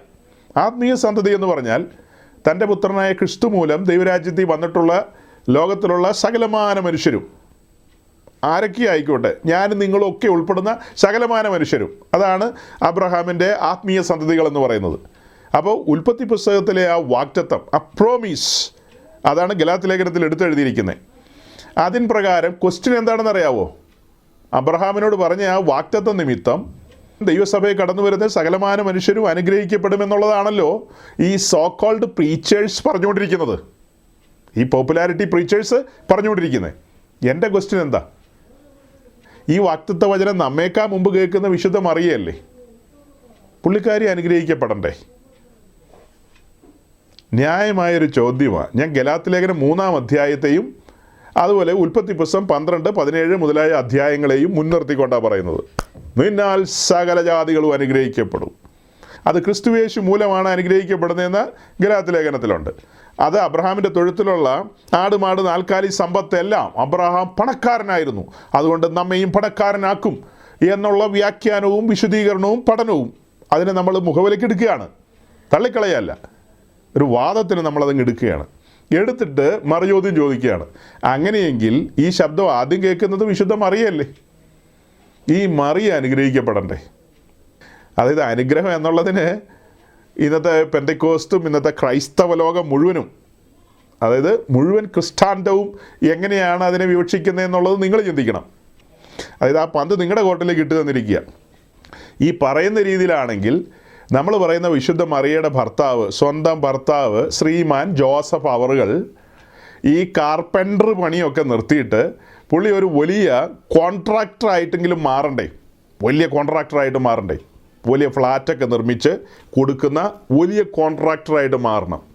അങ്ങനെ എന്തെങ്കിലും ചരിത്രത്തിൽ നടന്നതായിട്ട് ബൈബിളിലോ ബൈബിളിന് വെളിയിലുള്ള എന്തെങ്കിലും സോഴ്സിൽ നിന്ന് നിങ്ങൾക്ക് പറയാൻ കഴിയുമോ? കഴിഞ്ഞ ആഴ്ചത്തെ മെസ്സേജിൽ സീരിയസ് ആയൊരു കാര്യം മുമ്പിൽ കൊണ്ടുവന്നു. ഈ പറയപ്പെട്ട മറിയ, സ്വർഗീയ അരുളപ്പാട് ലഭിച്ച മറിയ, എന്തൊരു വന്ദനസ്വരമാണ് കേട്ടത്! എന്തൊരു വലിയ ദൗത്യത്തിനാണ് തന്നെ തിരഞ്ഞെടുത്തിരിക്കുന്നത്. ചരിത്രത്തിൽ ഇന്നു വരെ അങ്ങനെ ഒരു തിരഞ്ഞെടുപ്പില്ല. അബ്രഹാം, ഇസഹാക്ക്, യാക്കോബൊന്നും മറിയയുടെ മുമ്പിൽ ഒന്നുമല്ല. ദാവീദോ മോശയോ ഒന്നുമല്ല. കാരണം അവർക്ക് ആർക്കും കിട്ടാത്ത അത്ര ഉയർന്നൊരു പദവിയാണ് മറിയയ്ക്ക് ലഭിച്ചിരിക്കുന്നത്. നമ്മളിങ്ങനെയൊക്കെ പ്രസംഗിക്കുമ്പോൾ ഇനി പെന്തിക്കോസുകാരെങ്കിലും മറിയയുടെ ഫോട്ടോ വെച്ച് പൂജിക്കാൻ ആരംഭിക്കുമോ? ദൈവമേ, അപകടമാവുമോ? ഞങ്ങളുടെ സജി പാസ്റ്റർ ഇപ്പം മറിയെക്കുറിച്ചാണ് പ്രസംഗിക്കുന്നത്.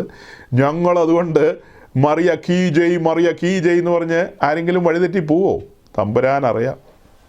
ഞാൻ വചന വെളിപ്പാടുകളാണ് നിങ്ങളുടെ മുമ്പിൽ വയ്ക്കുന്നത്, മറിയയുടെ പുറകെ പോകാനല്ല ഇതൊക്കെ പറയുന്നത്. തിരുവെഴുത്തുകളെ കൺമുമ്പിൽ തുറന്നു കൊണ്ടുവരികയാണ്, ബുദ്ധിപദേശത്തിന് വേണ്ടി, കണ്ണ് തുറക്കാൻ വേണ്ടി. അപ്പോൾ അങ്ങനെ ഈ വലിയ വെളിപ്പാടുകൾ, ഈ ദൈവിക പദ്ധതിയുടെ ഭാഗമൊക്കെ ആയി തീർന്ന വിശുദ്ധ മറിയ താൻ ഭൗതികമായി ഉയർത്തപ്പെടുകയോ അതിൻ്റെ ലക്ഷണം തൻ്റെ കുടുംബത്തിലും കാണിക്കണമല്ലോ. തൻ്റെ ഭർത്താവിൻ്റെ അവസ്ഥ മാറുന്നു. ഇനി വന്നിരിക്കുന്ന വിശുദ്ധ പ്രജ ദൈവപുത്രനെന്ന് വിളിക്കപ്പെടും. എന്നുവെച്ചാൽ ഒന്നുകൂടെ കടത്തി പറഞ്ഞാൽ ഇതാ ദൈവം നമ്മോടുകൂടെ എന്ന അർത്ഥമുള്ള ഇമ്മാനുവേൽ എന്ന് വിളിക്കുമെന്നല്ലേ പറഞ്ഞത്? ഇമ്മാനുവേൽ. ആ ഇമ്മാനുവേൽ വന്നിരിക്കുന്ന വീടാണ്. ഇനി ഇമ്മാനുവേലിന് തന്നെ ഒരു തൊഴിൽ വേണമല്ലോ. ഇമ്മാനുവേലിൻ്റെ തൊഴിൽ എന്നാ? അതും കാർപ്പൻട്രി തന്നെയാണ്.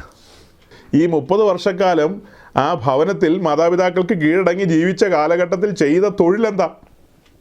തച്ചമ്പണി തന്നെയാണ്. അല്ലാതെ മൈക്രോസോഫ്റ്റിലൊന്നും ദൈവപുത്രന് ജോലിയൊന്നും കിട്ടിയില്ല. മൈക്രോസോഫ്റ്റിലൊന്നും ജോലി കിട്ടിയില്ല. അതുപോലെയുള്ള ഒരു സ്ഥലത്തും ഒരു കമ്പനിയുടെ CEO ആയിട്ട് ഒന്നും കിട്ടിയില്ല, എങ്ങും കിട്ടിയില്ല. കിട്ടിയ ജോലി എന്ന് പറയുന്നത് ആ മാതാപിതാക്കൾ ചെയ്ത ജോലി എന്ന് പറയുന്ന തച്ചമ്പണിയാണ്. അപ്പോൾ അവിടെ അവസ്ഥയ്ക്കൊന്നും ഒരു മാറ്റവും വന്നില്ല. യേശുക്രിസ്തു ആ ഭവനത്തിലേക്ക് വന്നു കഴിഞ്ഞാൽ അവസ്ഥയ്ക്ക് മാറ്റം വരും നമ്മൾ പ്രസംഗിക്കാറുണ്ടല്ലോ. ആ ഭവനത്തിൽ എന്തെങ്കിലും മാറ്റം വന്നോ? ചിന്തിക്കേണ്ട കാര്യമാണ്.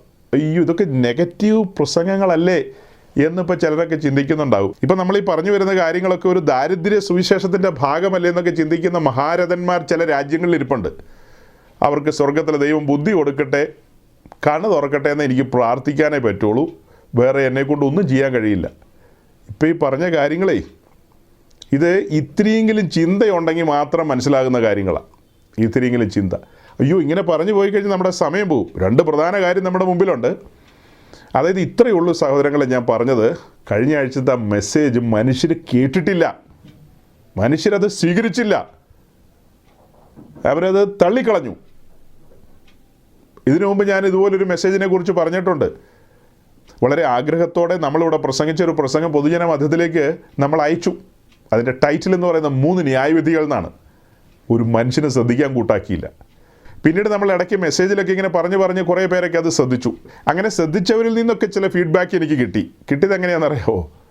ഉയ്യോ, അത് ഈ പറഞ്ഞ കാര്യങ്ങളൊന്നും മനസ്സിലാവില്ല, എല്ലാം കടിച്ചാൽ പൊട്ടാത്താന്ന്. ഒരു പറ്റം ആൾക്കാർ കേൾക്കാൻ കൂട്ടാക്കിയില്ല. ഇനി കേട്ട ആൾക്കാരെന്നാ പറയുന്നത്? അതൊന്നും ദഹിക്കാൻ പാടുള്ള കാര്യങ്ങളാണെന്ന്. ദഹിക്കാൻ പറ്റാത്ത ഒരു കാര്യവും നമ്മൾ പറഞ്ഞില്ല. അതായത് രക്ഷയും സ്നാനവുമായി ക്ലബ് ചെയ്ത് നമ്മൾ സംസാരിച്ചു വരികയായിരുന്നു. അപ്പോൾ സ്നാനത്തിൻ്റെ മുൻകുറികൾ പറഞ്ഞു, ഇങ്ങനെയാണെന്നൊക്കെ. അവിടെ എന്തെല്ലാമാണ് നടന്നതെന്നുള്ള വിശദീകരണമാണ് കൊണ്ടുവന്നത്. അതതിൻ്റെ ഒരു ഡെപ്തിലേക്ക് ഇറങ്ങിപ്പോയി നമ്മളങ്ങനെ പറഞ്ഞു കൊണ്ടുവന്നു. അങ്ങനെ പറഞ്ഞു കൊണ്ടുവന്നു. ആ കാര്യം കേൾക്കുമ്പോൾ നമ്മുടെ പ്രിയപ്പെട്ടവർക്ക് അതൊരു സന്തോഷമാകും. അതുമാത്രമല്ല, കേൾവിക്കാരിൽ ദൈവഭയം ഉണ്ടാകണം. നമുക്ക് ലഭിച്ചിരിക്കുന്ന രക്ഷ, ഈ പ്രഷ്യസ് സാൽവേഷനുമായി ബന്ധപ്പെട്ട് അവരുടെ ഉള്ളിലൊരു നന്ദി, അതായത് ഒരു ആനന്ദം തിരത്തള്ളണം. ഇതൊക്കെ വിചാരിച്ചാണ് നമ്മളിതൊക്കെ പറഞ്ഞത്. എനിവേ, കഴിഞ്ഞ ദിവസത്തെ ആ കാര്യങ്ങളും പിന്നെ ഈ മുൻകാലത്തെ കാര്യങ്ങളും ഒക്കെ പറഞ്ഞത്, അത് പറഞ്ഞ് ഞാനങ്ങനെ ആ ഭാഗം വിടുകയാണ്. അപ്പോൾ ഇന്ന് ഇതുവരെ നമ്മൾ പറഞ്ഞ കാര്യങ്ങളൊക്കെ ഒന്ന് ചിന്തിച്ചു നോക്കിയേ. അതായത് കഴിഞ്ഞ ആഴ്ചകളിൽ നമ്മൾ പറഞ്ഞ മെസ്സേജുമായി ബന്ധപ്പെട്ട് വിശദീകരണങ്ങളാണിതെല്ലാം. വിശദീകരണങ്ങളാണ്. അതുപോലെ തന്നെയാണ് ഇന്ന് 2 പിക്ചർ നിങ്ങളുടെ മുമ്പിൽ വെച്ചത്. രണ്ടും നോക്കിയാൽ ഓറഞ്ച് പോലെ തോന്നും. പക്ഷേ അതിലൊരു പിക്ചർ മാത്രമേ ഓറഞ്ചിൻ്റെ ഉള്ളൂ. മറ്റത് ഓറഞ്ച് പോലെ തോന്നിക്കുന്ന ഓറഞ്ച് ഫാമിലിയുമായിട്ട് എന്തോ ചെറിയ ബന്ധമൊക്കെ ഉണ്ടെന്ന് മാത്രമേ ഉള്ളൂ. രണ്ടും തമ്മിലൊരു ബന്ധമില്ല. അപ്പോൾ നമ്മുടെ ചുറ്റും കാണുന്ന ഈ കാഴ്ചകളെല്ലാം പെന്തക്കോസ്റ്റൊന്നുമല്ല. അങ്ങനെയൊന്നും ആരും ധരിക്കണ്ട. ഇന്ന് നമ്മൾ കാണുന്ന ഈ വ്യവസ്ഥാപിത പെന്തിക്കോസ്റ്റ്, അതായത് ക്ലാസിക്കൽ പെന്തിക്കോസ്റ്റ് എന്നൊക്കെ പറയും. ഇവിടുത്തെ പാരമ്പര്യ പെന്തിക്കോസ്റ്റുകാരെന്ന് പറഞ്ഞാൽ പെട്ടെന്ന് മനസ്സിലാവും നിങ്ങൾക്ക്. അത്തരം കൂട്ടങ്ങളിലൊക്കെയുള്ള പല ചർച്ചസും ട്രാക്കിൽ നിന്ന് പോയി കഴിഞ്ഞു. അതുകൊണ്ടല്ലേ ഉന്തും തള്ളും, അടിയിടിയും ബഹളവും, ആരാ വലുത്, ഞാനാണോ വലുത്, നീയാണോ വലുതെന്നൊക്കെ ചോദിച്ച് ഇങ്ങനെയുള്ള കാര്യങ്ങളൊക്കെ നടക്കുന്നതിൻ്റെ കാരണം എന്താ? ഞാനതിനെല്ലാം ചുരുക്കി ഒറ്റ വാക്കിലാണ് മറുപടി പറയുന്നത്. ക്രൂശ് എന്നേ നിങ്ങൾ എറിഞ്ഞു കളഞ്ഞു. ക്രൂശേ, ചുമലിൽ വെക്കേണ്ട ക്രൂശ് ചുമക്കാനല്ലേ പറഞ്ഞത്? അനുദിനം ക്രൂശ് എടുക്കണമെന്നാണ് പറഞ്ഞത്. അങ്ങനെ അനുദിനം ക്രൂശ് എടുക്കേണ്ടവർ, അതായത് ക്രൂശ് എന്ന് പറഞ്ഞാൽ നമ്മെ സംബന്ധിച്ച് യാഗപീഠമാണ്, അഥവാ ബലിപീഠം. ആ ബലിപീഠം കാളവണ്ടിപ്പുറത്തൊന്നും വെക്കാൻ പറ്റില്ലല്ലോ. അതും എവിടെയാണ് ഹാൻഡിൽ ചെയ്യേണ്ടത്? അത് ചുമലിലാണ് വെക്കേണ്ടത്. ചുമലിൽ ചുമന്നുകൊണ്ട് പോകേണ്ടതാണ് ഈ യാഗപീഠം എന്ന് പറയുന്നത്. അപ്പോൾ ചുമലിൽ ചുമക്കാനായിട്ട് വിളിക്കപ്പെട്ടവരാണ് നാം ഓരോരുത്തരും, നമ്മുടെ ശുശ്രൂഷകരും. അവരത് എന്നേ എറിഞ്ഞു കളഞ്ഞു. കാരണം എന്നാ? യാഗപീഠത്തിൽ തീ കത്തുന്നുണ്ടല്ലോ. യാഗപീഠത്തിലെ തീയോട് നമുക്ക് അത്ര വലിയ താല്പര്യമില്ല. തീയോട് നമുക്ക് അല്ലെങ്കിലും താല്പര്യമില്ല. അപ്പോൾ യാഗപീഠത്തിൽ ഇങ്ങനെ തീ കത്തിക്കൊണ്ടിരുന്നാൽ നമ്മുടെ സ്വയേച്ഛകളെല്ലാം കത്തിച്ചാമ്പലായി പോവും. സ്വയേച്ഛകളെല്ലാം, ജഡികമായ സകല മേഖലകളും യാഗപീഠത്തിലെ തീയിൽ കത്തി അമർന്നു പോകും. അതിന് നമുക്ക് അത്ര വലിയ താല്പര്യമില്ലാത്തതുകൊണ്ടാണ് നമ്മൾ ഈ പരിപാടി തന്നെ വേണ്ടാന്ന് വെച്ചത്. അതിനുള്ള തെളിവ് എന്താണെന്ന് ചോദിച്ചു കഴിഞ്ഞാൽ വെളിപ്പാട് ദിവസം 3-ാം അധ്യായം വായിക്കേണ്ടി വരും. അവിടെ ഇങ്ങനെ വായിച്ച് താഴേക്ക് വരുമ്പോൾ ലവദൂക്കിയ സഭയെ കാണും. ലവദൂക്കിയ സഭയോടുള്ള ബന്ധത്തിൽ നമ്മളിങ്ങനെ നോക്കി വരുമ്പോൾ കാണുന്നത് എന്താ? നമ്മുടെ കർത്താവ് ഈശോ മിശിഹാ ലവദൂക്കിയ സഭയുടെ വാതിൽക്കൽ മുട്ടുകയാണ് എന്ന് പറഞ്ഞാൽ യേശുക്രിസ്തുവിനെ മുഴുവനും പടിയടച്ച് പിണ്ടം വെച്ചു എന്നാണോ അതിൻ്റെ അർത്ഥം? ലവദൂക്കിയ സഭയ്ക്ക് യേശുക്രിസ്തുവായിട്ട് ബന്ധമുണ്ടല്ലോ. അവരവിടെ സഭായോഗം തുടങ്ങുന്ന യേശുവിൻ്റെ നാമത്തിലല്ലേ? പ്രാർത്ഥിച്ച് അവസാനിപ്പിക്കുന്ന ആരുടെ നാമത്തിലാണ്? വല്ലവരുടെ നാമത്തിലാണോ? യേശുവിൻ നാമത്തിൽ കേൾക്കണമേ സ്വർഗീയ പിതാവേ എന്ന് പറഞ്ഞാണ് സഭായോഗം അവസാനിപ്പിക്കുന്നത്. പിന്നെ അന്നത്തെ മീറ്റിംഗ് ആശീർവാദം പറഞ്ഞ് എങ്ങനെയാണ് അവസാനിപ്പിക്കുന്നത്? പിതാവിൻ്റെ സ്നേഹവും പുത്രൻ്റെ കൃപയും പരിശുദ്ധാത്മാവിൻ്റെ കൂട്ടായ്മയും സംസർഗമൊക്കെ പറഞ്ഞല്ലേ ആശീർവാദവും പറയുന്നത്. അവിടെയും പുത്രനുണ്ട്, അവിടെയും ക്രിസ്തുവുണ്ട്. അപ്പോൾ ക്രിസ്തുവിനെ തള്ളിക്കളഞ്ഞെന്ന് നമുക്ക് പറയാൻ പറ്റുമോ? പിന്നെ എന്തിനാ വാതുക്ക നിന്ന് മുട്ടുന്നത്? എന്താ അർത്ഥം? ക്രിസ്തുവൊക്കെ ഉണ്ട് ചോദിച്ചു കഴിഞ്ഞാൽ നമ്മൾ 5 പേജ് എസ് ഒക്കെ എഴുതും. യേശു ക്രിസ്തുവിൻ്റെ ക്രൂശ് മരണവുമായി ബന്ധപ്പെട്ടൊരു 5 പേജ് എഴുതാമോ എന്ന് ചോദിച്ചാൽ ഓക്കെ, 6 പേജ് എഴുതും. 5 പേജ് എഴുതി വരുമ്പോൾ നമുക്കൊരു ഷീറ്റോടെ വേണമെന്ന് പറയും. പേപ്പർ ഇല്ലാത്തത് കൊണ്ട് നമ്മൾ അവിടെ അവസാനിപ്പിക്കും. ഉണ്ടായിരുന്നെങ്കിൽ 6 ഷീറ്റ് എഴുതിയാനെ. പക്ഷേ എന്നിട്ടും കർത്താവ് വാതുക്ക നിന്ന് മുട്ടുക. അർത്ഥം എന്താ?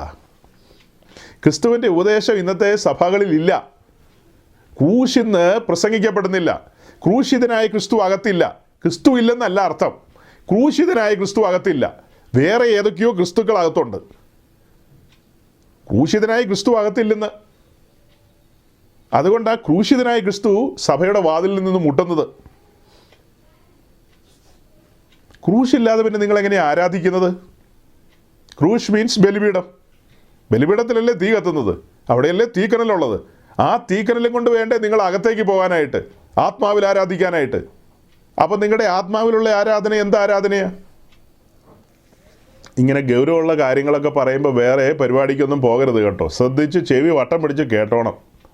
അല്ലെങ്കിൽ പിന്നീട് ചോദ്യമൊക്കെ ചോദിക്കുമ്പോൾ അന്തം വിട്ടതുപോലെ ഇരിക്കേണ്ടി വരും. കൃത്യമായൊരു ആൻസറാണ് പറയുന്നത്, ഒരു വെളിപ്പാടാണ് ഇപ്പോൾ പറഞ്ഞത്. ഇന്നത്തെ പെന്തിക്കോസ്റ്റ് സമൂഹം എന്ന് പറയുന്നത് ന്യൂ ജനറേഷൻ കൊടുങ്കാറ്റിൽ അകപ്പെട്ടുപോയി ഊരിപ്പോരാൻ പറ്റാത്ത നിലയിൽ അതിനകത്ത് പെട്ടുപോയി. അതുകൊണ്ടാണ് അതിലെ പ്രമുഖ വക്താക്കളുമായിട്ട് ഇങ്ങനെ മുഖാമുഖം ഇരുന്നു കൊണ്ട് ചർച്ചകൾ, സൗഹൃദ സംഭാഷണങ്ങൾ ഒക്കെ നടത്തി അതിൻ്റെ വീഡിയോസൊക്കെ യൂട്യൂബിൽ അപ്ലോഡ് ചെയ്യാനായിട്ട് ഉത്സാഹിക്കുന്നതിൻ്റെ കാരണം എന്നാ? ആ കൊടുങ്കാറ്റിൽ അകപ്പെട്ടു പോയിന്നേ. ഈ പറഞ്ഞ 2 പിക്ചറും കാണിച്ചിട്ട് ഇതിൽ ഏതാ ഓറഞ്ച്, ഏത് എന്നതാണെന്ന് ചോദിച്ചു കഴിഞ്ഞാൽ എല്ലാം ഓറഞ്ചാന്ന് തന്നെ പറഞ്ഞു കളയും. ഓക്കെ, കഴിഞ്ഞതിൻ്റെ മുൻപിലത്തെ ആഴ്ച നമ്മൾ ഇങ്ങനെ മെസ്സേജ് പറഞ്ഞു പോയ കൂട്ടത്തിൽ അതിൻ്റെ ഒരു മധ്യഭാഗത്തേക്ക് വന്നു കഴിഞ്ഞപ്പോൾ ഒരു സീരിയസായി പറഞ്ഞൊരു കാര്യമാണ്. കഴിഞ്ഞ ആഴ്ചയല്ല, അതിന് മുൻപുള്ള ആഴ്ച. അതായത് ഒരു അഞ്ചലുകാരൻ്റെ ഒരു മെസ്സേജ് നിങ്ങളെ കേൾപ്പിച്ചു. നമ്മൾ സാധാരണ തീർത്തും നിലവാരമില്ലാത്തത് അങ്ങനെ കാണിക്കാറില്ല. അത്യാവശ്യം എന്തെങ്കിലും ഒരു നിലവാരമൊക്കെ ഉണ്ടല്ലേ കാണിക്കാറുള്ളൂ. അപ്പോൾ നമ്മൾ അങ്ങനെ അന്ന് അത് കാണിക്കാൻ നിർബന്ധിതരായി. നിലവാരമൊന്നും നോക്കിയില്ല, നമ്മളങ്ങ് കാണിച്ചു. അങ്ങനെ കാണിച്ചു പിടിച്ചൊക്കെ വന്നപ്പോൾ ആ വീഡിയോയിലൂടെ നമ്മൾ കേട്ടത്, അതായത് ഇവരെല്ലാം 2 കൊരിന്ത്യർ ലേഖനം 8-ാം അധ്യായത്തിൻ്റെ 9-ാം വാക്യം, ഞാനതിൻ്റെ ഒരു ചെറിയ വിശദീകരണം ഒന്നുകൂടെ തരികയാണെന്ന്. ആ വാക്യം ഒന്ന് വായിക്കാം നമുക്ക്. അത് വായിച്ചുകൊണ്ട് ഒന്നുകൂടെ കഴിഞ്ഞ ദിവസം പറയാൻ പറ്റാത്ത കാര്യങ്ങളും കൂടെ ചേർത്ത് പറഞ്ഞ് അടുത്തൊരു കാര്യത്തിലേക്കും കൂടെ കടന്ന് വേഗം അവസാനിപ്പിക്കാം. വേഗം വായിച്ചോ. നമ്മുടെ കർത്താവായ യേശുക്രിസ്തു സമ്പന്നനായിരുന്നിട്ടും അവന്റെ ദാരിദ്ര്യത്താൽ നിങ്ങൾ സമ്പന്നരാകേണ്ടതിന് നിങ്ങൾ നിമിത്തം ദരിദ്രനായി തീർന്ന കൃപ നിങ്ങൾ അറിയുന്നുവല്ലോ. സൗരങ്ങളെ, ഈ വാക്യം നമ്മൾ അന്ന് വായിച്ചു, വിശദീകരിച്ചതാണ്. പക്ഷേ അതിൻ്റെ വിശദീകരണം ഒന്നും പലർക്കും മനസ്സിലാകുന്നില്ലെന്നാണ് പറയുന്നത്. എന്നാൽ അവിടെ എഴുതിയിരിക്കുന്ന നമ്മുടെ കർത്താവ് യേശുക്രിസ്തു സമ്പന്നനായിരുന്നു, നമ്മൾ നിമിത്തം ദരിദ്രനായി. അതായത് ദരിദ്രരായ നമ്മെ സമ്പന്നരാക്കാൻ വേണ്ടിയാണ് അങ്ങനെ ദരിദ്രനായെന്നാണ് അവിടെ പറയുന്നത്. നമ്മളത് ആക്ഷരികമായി അങ്ങനെ തന്നെ അങ്ങ് എടുക്കുകയാണ്. അവിടെ അങ്ങനെയല്ല എഴുതിയിരിക്കുന്നതെന്ന് ആളുകൾ ചോദിക്കുന്നത്. ഞാൻ എന്ത് ചെയ്യും ദൈവമേ? അപ്പോൾ യോഹന്നാൻ്റെ സുവിശേഷത്തിലേക്ക് വരുമ്പോൾ യേശുക്രിസ്തു പറയുന്നത് ഞാൻ വാതിലാണെന്ന്. നിങ്ങൾ യേശുക്രിസ്തുവിനെ വാതിലാക്കി കളയുമോ? അവിടെ പറയുന്നു യേശുക്രിസ്തു കുഞ്ഞാടാണെന്ന് പറയുന്നു. യേശുക്രിസ്തു കുഞ്ഞാടാണോ? അവിടെ പറയുന്നു യേശുക്രിസ്തു ഇടയനാണെന്ന് പറയുന്നു. കുറച്ചുകൂടെ മുന്നോട്ട് പോകുമ്പോൾ പറയാണ് ഞാൻ ജീവൻ്റെ അപ്പമാണെന്ന്. അങ്ങനെ ഓരോരോ കാര്യങ്ങൾ പറയുന്നുണ്ട്. ആ കാര്യങ്ങളെല്ലാം അങ്ങനെ തന്നെയാണോ നമ്മൾ എടുക്കുന്നത്? യോഹന്നാൻ്റെ സുവിശേഷം വിശേഷാൽ മെറ്റഫോറിക്കലിയാണ് അത് എഴുതിയിരിക്കുന്നത്, അലങ്കാര ഭാഷയിലാണ് എഴുതിയിരിക്കുന്നത്. വെളിപ്പാട് പുസ്തകത്തിലേക്കൊക്കെ വരുമ്പോൾ ആ അലങ്കാര ഭാഷാ പ്രയോഗമുണ്ട്. അതുപോലെ ഇവിടെയും അങ്ങനെ തന്നെയാണ് പറഞ്ഞു വരുന്നത്. നമ്മുടെ കർത്താവ് യേശുക്രിസ്തു സമ്പന്നനായിരുന്നു, നമ്മൾ നിമിത്തം ദരിദ്രനായി തീർന്നെന്ന്. ഈ വാക്യത്തെ പ്രതി നമ്മൾ നമ്മുടെ ഇടയിലുള്ള ശുശ്രൂഷകന്മാരോട് ചോദിച്ചാൽ 90% പാസ്റ്റേഴ്സിനും ഒരേ ഉത്തരം തന്നെയായിരിക്കും. 90%. നല്ലൊരു പങ്ക് ശുശ്രൂഷകരുടെ പ്രസംഗം ഞാൻ കേട്ടിട്ടുണ്ട്, ആ കാര്യത്തിൽ ശ്രദ്ധിച്ചിട്ടുണ്ട്.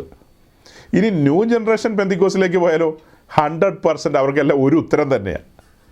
അവരുടെ ഇടയിലുള്ള പ്രസിദ്ധന്മാരുടെ എല്ലാം പ്രസംഗം ഒരളവിൽ ഞാൻ കേട്ടിട്ടുണ്ട് ഈ വാക്യത്തെ പ്രതി അവർ വിശദീകരിക്കുന്നത്. ഈ വാക്യത്തിൻ്റെ വിശദീകരണം അവർ കൊടുക്കാതിരിക്കില്ല. കാരണം അവർക്ക് ഏറ്റവും പ്രിയപ്പെട്ട വാക്യമാണിത്. കാരണം ഡയറക്റ്റായിട്ട് കിട്ടുകയല്ലേ. ക്രിസ്തു ദരിദ്രനായിരുന്നു, അതായത് ദരിദ്രരായ നമ്മളെ പണക്കാരനാക്കാൻ വേണ്ടി ക്രിസ്തു ദരിദ്രനായി, പിന്നത്തേത് നമ്മളെ പണക്കാരനാക്കും എന്നൊക്കെയുള്ള വാക്യമല്ലേ.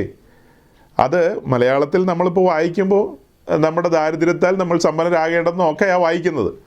അപ്പോൾ ഈ പറയുന്ന ആളുകൾ അവരത് വിശദീകരിച്ച് വരുമ്പോൾ അവർ പറയുന്നത് എന്തിനാ അങ്ങനെ പറയുന്നത്? സമ്പന്നരാകുക എന്നുള്ളതിനേക്കാളും നല്ലത് പണക്കാരനാകുക എന്ന് പറഞ്ഞാൽ പോരെ?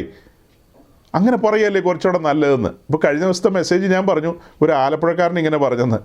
അപ്പോൾ നമ്മുടെ മെസ്സേജിനിടയിൽ ഒത്തിരി സഹോദരങ്ങൾ കമൻറ്റ് ചെയ്തു, ഇതാരെ ഈ ആലപ്പുഴക്കാരൻ എന്നൊക്കെ. ആലപ്പുഴക്കാരനെ നിങ്ങൾ കണ്ടിട്ടില്ലേ?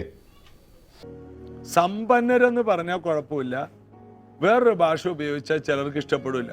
നമ്മൾ പണക്കാരാകാനാണ്. ഞാനെന്തിനാ അവർക്കൊക്കെ പ്രശസ്തി കൊടുക്കുന്നതെന്ന് ഓർത്താൽ എല്ലാ വീഡിയോ ഒന്നും കാണിക്കാതിരുന്നത്. അതിൻ്റെ ആവശ്യമില്ല. അത്യാവശ്യം നമ്മൾ പറയുന്നത് നിങ്ങൾ മനസ്സിലാക്കുക. ഇവരെല്ലാം പറയുന്നത് റോങ് ടീച്ചിങ് ആണ്. അപ്പോൾ അതിൻ്റെ ഒരു കറക്റ്റ് ടീച്ചിങ്ങിലേക്ക് നമ്മൾ വന്നിരുന്നു. എന്താ കറക്റ്റ് ടീച്ചിങ്? അതായത് മഹത്വത്തിലിരുന്ന ക്രിസ്തു തൻ്റെ മഹത്വം വെടിഞ്ഞ് ഈ താണഭൂമിയിലേക്ക് ഇറങ്ങി വന്ന ആ വരവിനെയാണ് സമ്പന്നനായ ക്രിസ്തു നമ്മൾ നിമിത്തം ദരിദ്രനായി എന്ന് പറയുന്നത്. ക്രിസ്തുവിൻ്റെ ദാരിദ്ര്യം എന്ന് പറയുന്നത് താൻ മനുഷ്യനായി എന്നുള്ളതാണ്. തൻ്റെ സമ്പന്നത എന്ന് പറയുന്നത് മഹത്വത്തിൽ വസിച്ചവനാണ്. ആ മഹത്വം ഉരിഞ്ഞു വെച്ച് ഉയശാൽ മനുഷ്യനായി വന്നിരിക്കുന്നു. നാം ദരിദ്രരാണ്. ദരിദ്രരായ നമ്മെ സമ്പന്നരാക്കാൻ. നമ്മളെന്നാ ദരിദ്രരായത്? നമ്മളും ചെറിയ തോതിൽ സമ്പന്നരൊക്കെ ആയിരുന്നു. എവിടെയാ? ഏദൻ തോട്ടത്തിൽ വെച്ച്. തോട്ടത്തിൽ നിന്ന് പുറത്തു വന്നപ്പോൾ നമ്മൾ പരമദരിദ്രരായി. ദാരിദ്ര്യത്തിൻ്റെ അങ്ങേയറ്റത്തായിപ്പോയി. അങ്ങനെ ദാരിദ്ര്യത്തിൽ അകപ്പെട്ടു പോയ നമ്മെ സമ്പന്നരാക്കാൻ വേണ്ടി, അതായത് മഹത്വത്തിൽ വസിച്ച ആദം മഹത്വമൊക്കെ കളഞ്ഞിട്ട്, അതായത് മഹത്വത്തിൽ വസിച്ച ആദം മഹത്വമൊക്കെ വേണ്ടാന്ന് വെച്ചല്ലോ അല്ലേ? അത് പറിച്ച് തിന്നപ്പോൾ പിന്നെ ഇതൊക്കെ പോയല്ലോ. അങ്ങനെ അവർ നഗ്നരെന്ന് കണ്ടു. അങ്ങനെ അവർ നഗ്നരായിപ്പോയി. പിന്നെ ഇതിൽ പുറത്തേക്കും പോരേണ്ടി വന്നു. അങ്ങനെ ആദാമ്യ വർഗം ദാരിദ്ര്യത്തിൽ ജീവിക്കുകയാണ്. അവരെ സമ്പന്നതയിലേക്ക് കൊണ്ടുവരണം. അതൊക്കെ എത്ര മനോഹരമായ നിലയിലാണ് വിശുദ്ധ തിരുവെഴുത്തിലുള്ളത്. പുതിയ നിയമത്തിൽ തന്നെയുണ്ട്. പുതിയ നിയമവും പഴയ നിയമവും ഒക്കെ ചേർത്ത് നമുക്ക് പഠിക്കാവുന്നതല്ലേ ഉള്ളൂ. 2 തെസ്സലോനിക്ക ലേഖനം 2:14 നമ്മൾ വായിച്ചിട്ടില്ലേ? നമ്മുടെ കർത്താവായ യേശു ക്രിസ്തുവിൻ്റെ മഹത്വം പ്രാപിപ്പാനല്ലോ ഞങ്ങളുടെ സുവിശേഷ ഘോഷണത്തിൽ നിങ്ങളെ രക്ഷയ്ക്ക് വിളിച്ചിരിക്കുന്നതെന്നാണ് പൗലോസ് ശ്ലീഹ പറയുന്നത്. അപ്പോൾ ക്രിസ്തുവിൻ്റെ മഹത്വത്തിലേക്ക്, അതായത് സമ്പന്നതയിലേക്ക് നമ്മൾ വരണം. സമ്പന്നതയിലേക്ക് നമ്മൾ വരണം. 2 പത്രോസ് 1:3 വായിക്കുന്നത് തൻ്റെ മഹത്വത്താലും വീര്യത്താലും നമ്മെ വിളിച്ചെന്നുള്ളതാണ്. ശരിക്കും വരേണ്ടത് തൻ്റെ മഹത്വത്തിലേക്കും വീര്യത്തിലേക്കും നമ്മെ വിളിച്ചിരിക്കുന്നു എന്നുള്ളതാണ് വരേണ്ടത്. മഹത്വത്താലും വീര്യത്താലും എന്നല്ല, തൻ്റെ മഹത്വത്തിലേക്കും വീര്യത്തിലേക്കുമാണ് നമ്മെ വിളിച്ചിരിക്കുന്നത്. അപ്പോൾ അതേ കാര്യം തന്നെയാണ് പൗലോസ് തെസ്സലോനിക്ക ലേഖനത്തിൽ പറയുന്നത്, തൻ്റെ മഹത്വം പ്രാപിപ്പാൻ നമ്മെ വിളിച്ചിരിക്കുന്നു എന്ന്. അപ്പോൾ ദാരിദ്ര്യവും സമ്പന്നതയും എന്നുള്ളത് അന്ന് പറഞ്ഞതാണ്. അതേ കാര്യം തന്നെയാണ് റിപ്പീറ്റ് ചെയ്യുകയാണ്. അപ്പോൾ അതല്ല ഇവിടെ പറയുന്നത് യേശു ക്രിസ്തു നമ്മെ പണക്കാരനാക്കാൻ വന്നു എന്നാണ് പറയുന്നതെങ്കിൽ, ഞാൻ കൗണ്ടർ ക്വസ്റ്റ്യനുമായിട്ട് വരികയാണ് നിങ്ങൾക്ക് മനസ്സിലാക്കാൻ വേണ്ടിയിട്ടാണ്. ഈ ലേഖനം ആർക്കെഴുതിയതാ? ഈ ലേഖനം കൊരിന്ത്യ സഭയ്ക്ക് പൗലോസ് എഴുതിയ ലേഖനമാണ്.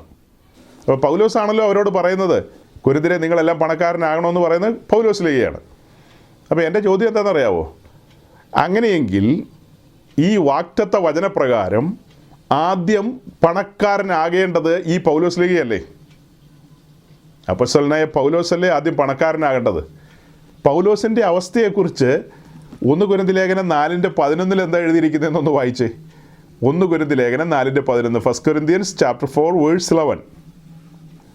ഇവിടെ നമ്മൾ വായിച്ചത്, ഈ നാഴിക വരെ ഞങ്ങൾ വിശന്നും ദാഹിച്ചും ഉടുപ്പാനില്ലാതെയും കുത്തുകൊണ്ടും സ്ഥിരവാസം കൂടാതെ ഇരിക്കുന്നു. എങ്ങനെയാണ് തുടങ്ങിയത്? ഈ നാഴിക വരെ ഞങ്ങൾ വിശന്നും ദാഹിച്ചും ഉടുപ്പാനില്ലാതെയും. സ്ഥിരവാസം കൂടാതെ എന്ന് പറഞ്ഞാൽ ഒരു പെർമനൻ്റ് ആയിട്ടുള്ള ഒരു വാസസ്ഥലം ഇല്ലെന്നുള്ളതാണ് അതിൻ്റെ മീനിങ്. സ്ഥിരമായി കിടക്കാൻ ഒരു കിടപ്പാടമില്ലെന്ന്. അപ്പോൾ പൗലോസ് പണക്കാരനാകുകയാണെങ്കിൽ ഈ കാര്യത്തിനെല്ലാം ഒരു പരിഹാരം ഉണ്ടാവില്ലേ? അല്ലേ? പണമില്ലാത്ത പൗലോസ്, കഷ്ടം. ഇതേ കൊരിന്ത്യരോടാ പൗലോസ് പറയുന്നത് യേശുക്രിസ്തു വന്ന് നമ്മെ പണക്കാരനാക്കാനാന്ന്. അപ്പോൾ കൊരിന്ത്യർക്ക് ബുദ്ധിയുണ്ട്. അവർ തിരിച്ച് പൗലോസിനോട് ചോദിക്കില്ലേ ലേഖനം വായിച്ചിട്ട്? അത് കൊള്ളാം. ഈ ലേഖനപ്രകാരം പൗലോസ് എന്താ പറയുന്നത്? പണക്കാരനാക്കാൻ ക്രിസ്തു വന്നെന്ന്. എന്നിട്ട് പൗലോസിൻ്റെ കയ്യിൽ ഈ പറയുന്ന ഒന്നും ഇല്ലല്ലോ. പൗലോസ് ചില സമയങ്ങളിൽ കഞ്ഞി കുടിക്കാൻ വേണ്ടി കൂടാരപ്പണിക്കൊക്കെയാണ് പോകുന്നത്. അങ്ങനെ അത്യാവശ്യം കൂടാരപ്പണിയൊക്കെ ചെയ്തും പിന്നെ അങ്ങനെ ഇങ്ങനെയൊക്കെ ആയിട്ടാണ് പൗലോസ് മുന്നോട്ട് പോകുന്നത്. അങ്ങനെ പൗലോസ് ആരോടും ഒന്നും ചോദിക്കുന്നില്ല. സ്റ്റാൻഡേർഡ് ചാർട്ടേഡ് ബാങ്കിൽ പൗലോസിന് അക്കൗണ്ട് ഇല്ല, HSBCയിലില്ല, യെസ് ബാങ്കിലില്ല, സിറ്റി ബാങ്കിലില്ല, ICIC ബാങ്കിൽ, ഒരു ബാങ്കിലും പൗലോസിന് അക്കൗണ്ടും ഇല്ല. മുന്നേ എന്ത് ചെയ്യും? ഉണ്ടായിരുന്നെങ്കിൽ നമുക്ക് അക്കൗണ്ട് ത്രൂ അയച്ചെങ്കിലും കൊടുക്കായിരുന്നു. അപ്പോൾ ഇതൊന്നും ഇല്ലാത്ത പൗലോസ് ഒടുക്കം മരിക്കാൻ നേരം നമ്മൾ എന്താ കണ്ടത്? ഒരു പുതപ്പും കുറച്ച് ചർമ്മലിഖിതവും മാത്രം. അത്രയൊക്കെ ഉള്ളൂ സമ്പാദ്യമായിട്ട്. ക്രിസ്തു പണക്കാരനാക്കാൻ വന്നെന്ന് പ്രസംഗിച്ച ആളാണ് പൗലോസ്. പൗലോസിൻ്റെ ജീവിതത്തിൽ അത് ഉപകാരപ്പെട്ടില്ല. അതല്ലേ ഇതിൻ്റെ അർത്ഥം? പൗലോസ് ചില സ്ഥലത്തൊക്കെ പറയുന്നില്ലേ, കൊരിന്ത്യ ലേഖനത്തിലാണ് വിശേഷാലുള്ളത്, നിങ്ങൾ എൻ്റെ അനുകാരികളാകുമെന്ന്. ഫിലിപ്പ് ലേഖനത്തിലുമുണ്ട്, നിങ്ങൾ എൻ്റെ അനുകാരികളാകുമെന്ന്. അപ്പോൾ പൗലോസിൻ്റെ അനുകാരികളായിട്ട് കൊരിന്ത്യരും ഫിലിപ്പരൊക്കെ മാറിക്കഴിഞ്ഞാൽ ഇതാണ് പൗലോസിൻ്റെ അവസ്ഥ. ഈ അവസ്ഥയിലേക്കല്ലേ പോകുന്നത്? സൗരങ്ങളെ, അടുത്ത ഒരു കാര്യത്തോടെ അതിനോട് ചേർത്ത് പറയാനുള്ളത്, ഈ ഭൂമിയിലുള്ള വിശുദ്ധന്മാരെ പണക്കാരനാക്കാനാണ് ക്രിസ്തു വന്നതെങ്കിൽ അത് ആദ്യം 21-ാം നൂറ്റാണ്ടിലാണോ അപ്ലൈ ചെയ്യുന്നത്, അതേ 1-ാം നൂറ്റാണ്ടിലാണോ? എങ്ങനെയാണ് നിങ്ങളുടെ അഭിപ്രായം? ഇപ്പോൾ ഇത് 21-ാം നൂറ്റാണ്ടല്ലേ? ഈ പറഞ്ഞ വാക്യമൊക്കെ ഇപ്പോഴാണോ വെളിപ്പെട്ട് വന്നത്? ഇപ്പോഴാണോ ഇത് അപ്ലൈ ചെയ്യാൻ പോകുന്നത്? ഇതിനു മുമ്പ് ഈ വാക്യമൊന്നും അപ്ലൈ ചെയ്യണ്ടേ? 1-ാം നൂറ്റാണ്ടിൽ ഈ വാക്യത്തിന് പ്രസക്തിയില്ലേന്ന്? 1-ാം നൂറ്റാണ്ടിൽ ഈ വാക്യത്തിന് പ്രസക്തിയില്ലേ? അന്നുള്ള വിശുദ്ധന്മാർ ഈ പറഞ്ഞ നിലയിൽ പണക്കാരാകണ്ടേ? എബ്രായ ലേഖനം 10-ാം അധ്യായത്തിൽ നമ്മൾ വായിക്കുന്നത് അവർ സമ്പത്തുകളുടെ അപഹാരം സന്തോഷത്തോടെ സഹിച്ചെന്നാണ്. സ്വർഗത്തിൽ തങ്ങൾക്ക് നിലനിൽക്കുന്നൊരു ഉത്തമ സമ്പത്തുണ്ടെന്നറിഞ്ഞിട്ട് സമ്പത്തുകളുടെ അപഹാരം. എന്തൊരു മനോഹരമായ വാക്യമാണതൊക്കെ. എൻ്റെ സ്നേഹിതരെ, നിങ്ങളിതൊക്കെ വായിച്ചിട്ടുണ്ടോ? എബ്രായ ലേഖനം 10-ാം അധ്യായത്തിൻ്റെ 30 മുതലോ മറ്റോ ആ വാക്യങ്ങൾ. സ്വർഗത്തിൽ നിങ്ങൾക്ക് നിലനിൽക്കുന്നൊരു ഉത്തമ സമ്പത്തുണ്ടെന്ന് അതറിഞ്ഞിട്ട് ഈ ഭൂമിയിലെ സമ്പത്തുകളുടെ അപഹാരം, അതായത് ക്രിസ്തു നിമിത്തം പലതും നഷ്ടപ്പെടുകയാണ് ചെയ്തവർക്ക്. ഫസ്റ്റ് സെഞ്ച്വറി സെയിൻസിന് ക്രിസ്തു നിമിത്തം പലതും നഷ്ടപ്പെടുകയാണ് ചെയ്തത്, അല്ലാതെ എല്ലാം വെട്ടിപ്പിടിക്കുകയല്ല ചെയ്തത്. ഈ എബ്രായ ലേഖനമൊക്കെ എഴുതുന്ന ഏകദേശം AD 67 കാലഘട്ടത്തിലാണ്. ഏകദേശം AD 67 കാലഘട്ടത്തിൽ. കൊരിന്ത് ലേഖനമൊക്കെ എഴുതിയതിന് ശേഷമല്ലേ? കൊരിന്ത് ലേഖനത്തിൽ പറയുകയാണ് അപ്പോസ്തലൻ ക്രിസ്തു വന്നത് നമ്മെ പണക്കാരനാക്കാനാണ്. അപ്പോഴാണ് എബ്രായ ക്രിസ്ത്യാനികളോട് ഇതേ പൗലൂസ് തന്നെ ലേഖനത്തിലൂടെ പറയുന്നത്, കൊള്ളാം, സ്വർഗത്തിലെ ഉത്തമ സമ്പത്ത് തിരിച്ചറിഞ്ഞ് വെളിപ്പാടിൽ നിങ്ങൾ മുന്നേറുന്നു. അതുകൊണ്ട് ഇവിടെയുള്ള സമ്പത്തുകളുടെ അപഹാരം നിങ്ങൾ സന്തോഷത്തോടെ സഹിച്ചു. നിന്ദകളാലും കൂത്തുകാഴ്ചകളാലും പീഡകളാലും തടവു ജീവിതമൊക്കെ അനുഭവിച്ചുകൊണ്ട് നിങ്ങൾ മുന്നോട്ട് പോകുന്നു. അവിടെ എന്ത് കിട്ടിയെന്നാണ് ഈ പറയുന്നത്? 2 കൊരിന്ത്യർ ലേഖനം 8-9 പ്രകാരം എബ്രായ ക്രിസ്ത്യാനികളെല്ലാം അത്യാവശ്യം ധനാഢ്യരായി മാറണ്ടേ? കൊരിന്ത്യരോട് ദൂത് പറഞ്ഞ പൗലോസ് തന്നെയല്ലേ ഈ എബ്രായ ലേഖനം എഴുതിയിരിക്കുന്നത്. നമ്മളങ്ങനെ വിശ്വസിക്കുന്നത്. അപ്പോൾ 1-ാം നൂറ്റാണ്ടിലെ വിശുദ്ധന്മാരെല്ലാം ആ ഒരു നിലയിൽ എത്തണ്ടേ? ഇനി മറ്റൊരു കാര്യം കൂടെ കേൾക്ക്. ഈ കാര്യത്തെക്കുറിച്ച് പത്രോസ് എടുത്ത് ചോദിച്ചയാളാണ്. ഞങ്ങൾ സകലതും വിട്ട് നിന്നെ അനുഗമിക്കുകയാണ്, ഞങ്ങൾക്ക് എന്ത് കിട്ടുമെന്നാണ് ചോദിച്ചത്. സകലവും വിട്ട് അനുഗമിച്ച ഞങ്ങൾക്ക് എന്ത് കിട്ടുമെന്ന്. അത് മത്തായി, മർക്കോസ്, ലൂക്കോസ് 3 സുവിശേഷങ്ങളിൽ അതിൻ്റെ വിശദീകരണമുണ്ട്. നമ്മൾ മുന്നമേ ഒരു മെസ്സേജിൽ അതൊക്കെ പറഞ്ഞിട്ടുള്ളതാണ്. അതുകൊണ്ട് ഞാൻ അതിലേക്കൊന്നും പോകുന്നില്ല. ഈ ഭൂമിയിൽ നമുക്ക് എന്തെല്ലാം കിട്ടുമെന്നുള്ള കാര്യങ്ങൾ, അതുപോലെ അതിൻ്റെ കൂട്ടത്തിൽ നിത്യതയുമായി ബന്ധപ്പെട്ട് എന്തെല്ലാം കിട്ടുമെന്നൊക്കെ അവിടെയുണ്ട്. എല്ലാ കാര്യങ്ങളും അവിടെയുണ്ട്. അപ്പോൾ ഈ 2 കൊരിന്ത്യർ 8-9 പ്രകാരം ഈ ചോദ്യം ചോദിച്ച പത്രോസിനെ ഒരു മിനിമം ധനാഢ്യനാക്കണ്ടേ? കുറച്ച് പണം പുള്ളിക്ക് കൊടുക്കണ്ടേ? പണക്കാരനാക്കണ്ടേ പത്രോസിനെ? പത്രോസ് യോപ്പയിൽ പോയി തോൽക്കൊല്ലനായ ശീമോൻ്റെ വീട്ടിലാണ് കിടക്കുന്നത്. അവിടെ ഹിൽട്ടൺ ഗ്രൂപ്പിൻ്റെ ഹോട്ടലുണ്ട് ഈ യോപ്പയിൽ. പത്രോസിന് ഈ യോപ്പയിൽ ഹിൽട്ടണിൽ ഒരു സൂട്ടൊന്നും വേണ്ട, കൊള്ളാവുന്നൊരു പ്രീമിയം ഒരു റൂമിനകത്ത് കിടന്ന ഉറക്കം വരില്ലേ? തോൽക്കൊല്ലനായ ശീമോൻ്റെ വീട്ടിൽ, വീടിൻ്റെ വരാന്തയിൽ പായിട്ടിട്ട് അവിടെയാണോ കിടക്കുന്നതെന്ന് പോലും നമുക്കറിയില്ല. നമ്മുടെ കർത്താവ് യേശു ക്രിസ്തു നമ്മൾ നിമിത്തം ദരിദ്രനായത് പത്രോസിനെ സമ്പന്നനാക്കാനാണ്. പക്ഷേ ആ പത്രോസ് ഇപ്പോൾ തോൽക്കൊല്ലനായ ശീമോൻ്റെ വീട്ടിൽ പോയി കിടക്കുക. കണ്ട ശീമോൻ്റെയൊക്കെ വീട്ടിൽ പോയി കിടക്കേണ്ട കാര്യമുണ്ടോയെന്നാണ് ഞാൻ ചോദിക്കുന്നത്. യേശു ക്രിസ്തുവിൻ്റെ അപ്പസ്തോലൻ, കർത്താവിൻ്റെ മിനിസ്റ്റർ അല്ലേ? മിനിസ്റ്റാർ അവ കർത്താവിൻ്റെ മിനിസ്റ്റർ. അങ്ങനെ ചുമ്മാ കണ്ട വീടിൻ്റെ കോലായിലും വരാന്തയിലും ഒക്കെ കണ്ട ചാണകം വഴിയ തറയിൽ പായിട്ട് കിടക്കുകയാണോ വേണ്ടത്? 3 സ്റ്റാർ 4 സ്റ്റാർ 5 സ്റ്റാറിലെങ്കിലും മിനിമം കിടക്കണം, 7 സ്റ്റാർ വേണ്ട. നമ്മുടെ ഒരു ഉപദേശി ഈ അടുത്ത കാലത്ത് പോയത് 7 സ്റ്റാറിലാണ് കിടന്നത്. പുള്ളി അത് പറയുകയും ചെയ്തു കേട്ടോ. പിന്നെ ഞാൻ ഇന്ന സ്ഥലത്ത് പോയപ്പോൾ സ്വർഗത്തിലെ ദൈവം എന്നെ 7 സ്റ്റാറിൽ കിടത്തിയെന്ന്. അപ്പോസ്തലന്മാർക്ക് യോഗമില്ല കിടക്കാൻ. യോഗം ഉണ്ടായിരുന്നേ കിടന്നേനെ. പക്ഷേ ഇവരൊക്കെ ഇപ്പോൾ 4 സ്റ്റാർ 7 സ്റ്റാർ 5 സ്റ്റാറിലൊക്കെയാണ് കിടക്കുന്നത്. അതൊന്നൊരു തെറ്റാന്നല്ല കേട്ടോ പറഞ്ഞു വരുന്നത്.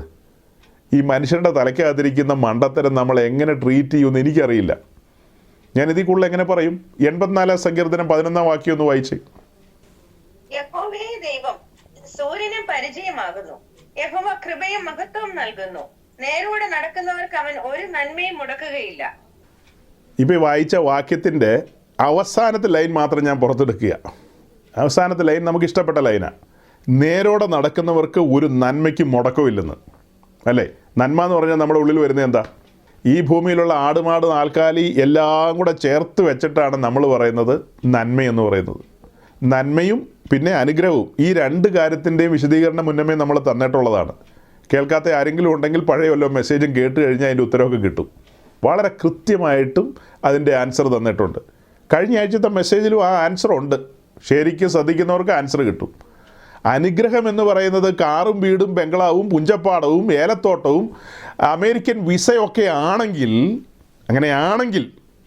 ആണെങ്കിൽ വിശുദ്ധ മറിയ തൻ്റെ പ്രസവത്തിന് ശേഷം ശുദ്ധീകരണ കാലം തികഞ്ഞപ്പോൾ യെരൂശലേം ദേവാലയത്തിലേക്ക് കുറുപ്രാവിനെ കൊണ്ട് പോകേണ്ട കാര്യമില്ല. കുറുപ്രാവിനെ കൊണ്ടാണോ പോകേണ്ടത്? ഒരു ആടിനെ മേടിച്ചുകൊണ്ട് പോകാമായിരുന്നു. പക്ഷേ അതിനുള്ള ശേഷി ഇല്ലാത്തതുകൊണ്ടാണ് കുറുപ്രാവിനെ മേടിച്ചുകൊണ്ട് പോയത്. ക്രിസ്തു ഉദരത്തിൽ വന്നു, അത് കഴിഞ്ഞ് ക്രിസ്തു ആ ഭവനത്തിൽ വസിക്കുന്നു. ഇങ്ങനെ എല്ലാ കാര്യങ്ങളും നടന്നു. അപ്പോൾ അവരുടെ അവസ്ഥയ്ക്ക് മാറ്റം വരണ്ടേ? നിലയ്ക്ക് മാറ്റം വരണ്ടേ? ഒന്നും മാറിയില്ല, ഒന്നും വന്നില്ല. അപ്പോൾ ക്രിസ്തുവിലേക്ക് വന്നു കഴിഞ്ഞാൽ ഒരു മാറ്റം ഉണ്ടാകില്ലേ എന്നൊക്കെ ചോദിച്ചു കഴിഞ്ഞാൽ, ക്രിസ്തുവിലേക്ക് വന്നു കഴിഞ്ഞാൽ നിൻ്റെ സ്വഭാവം മാറും.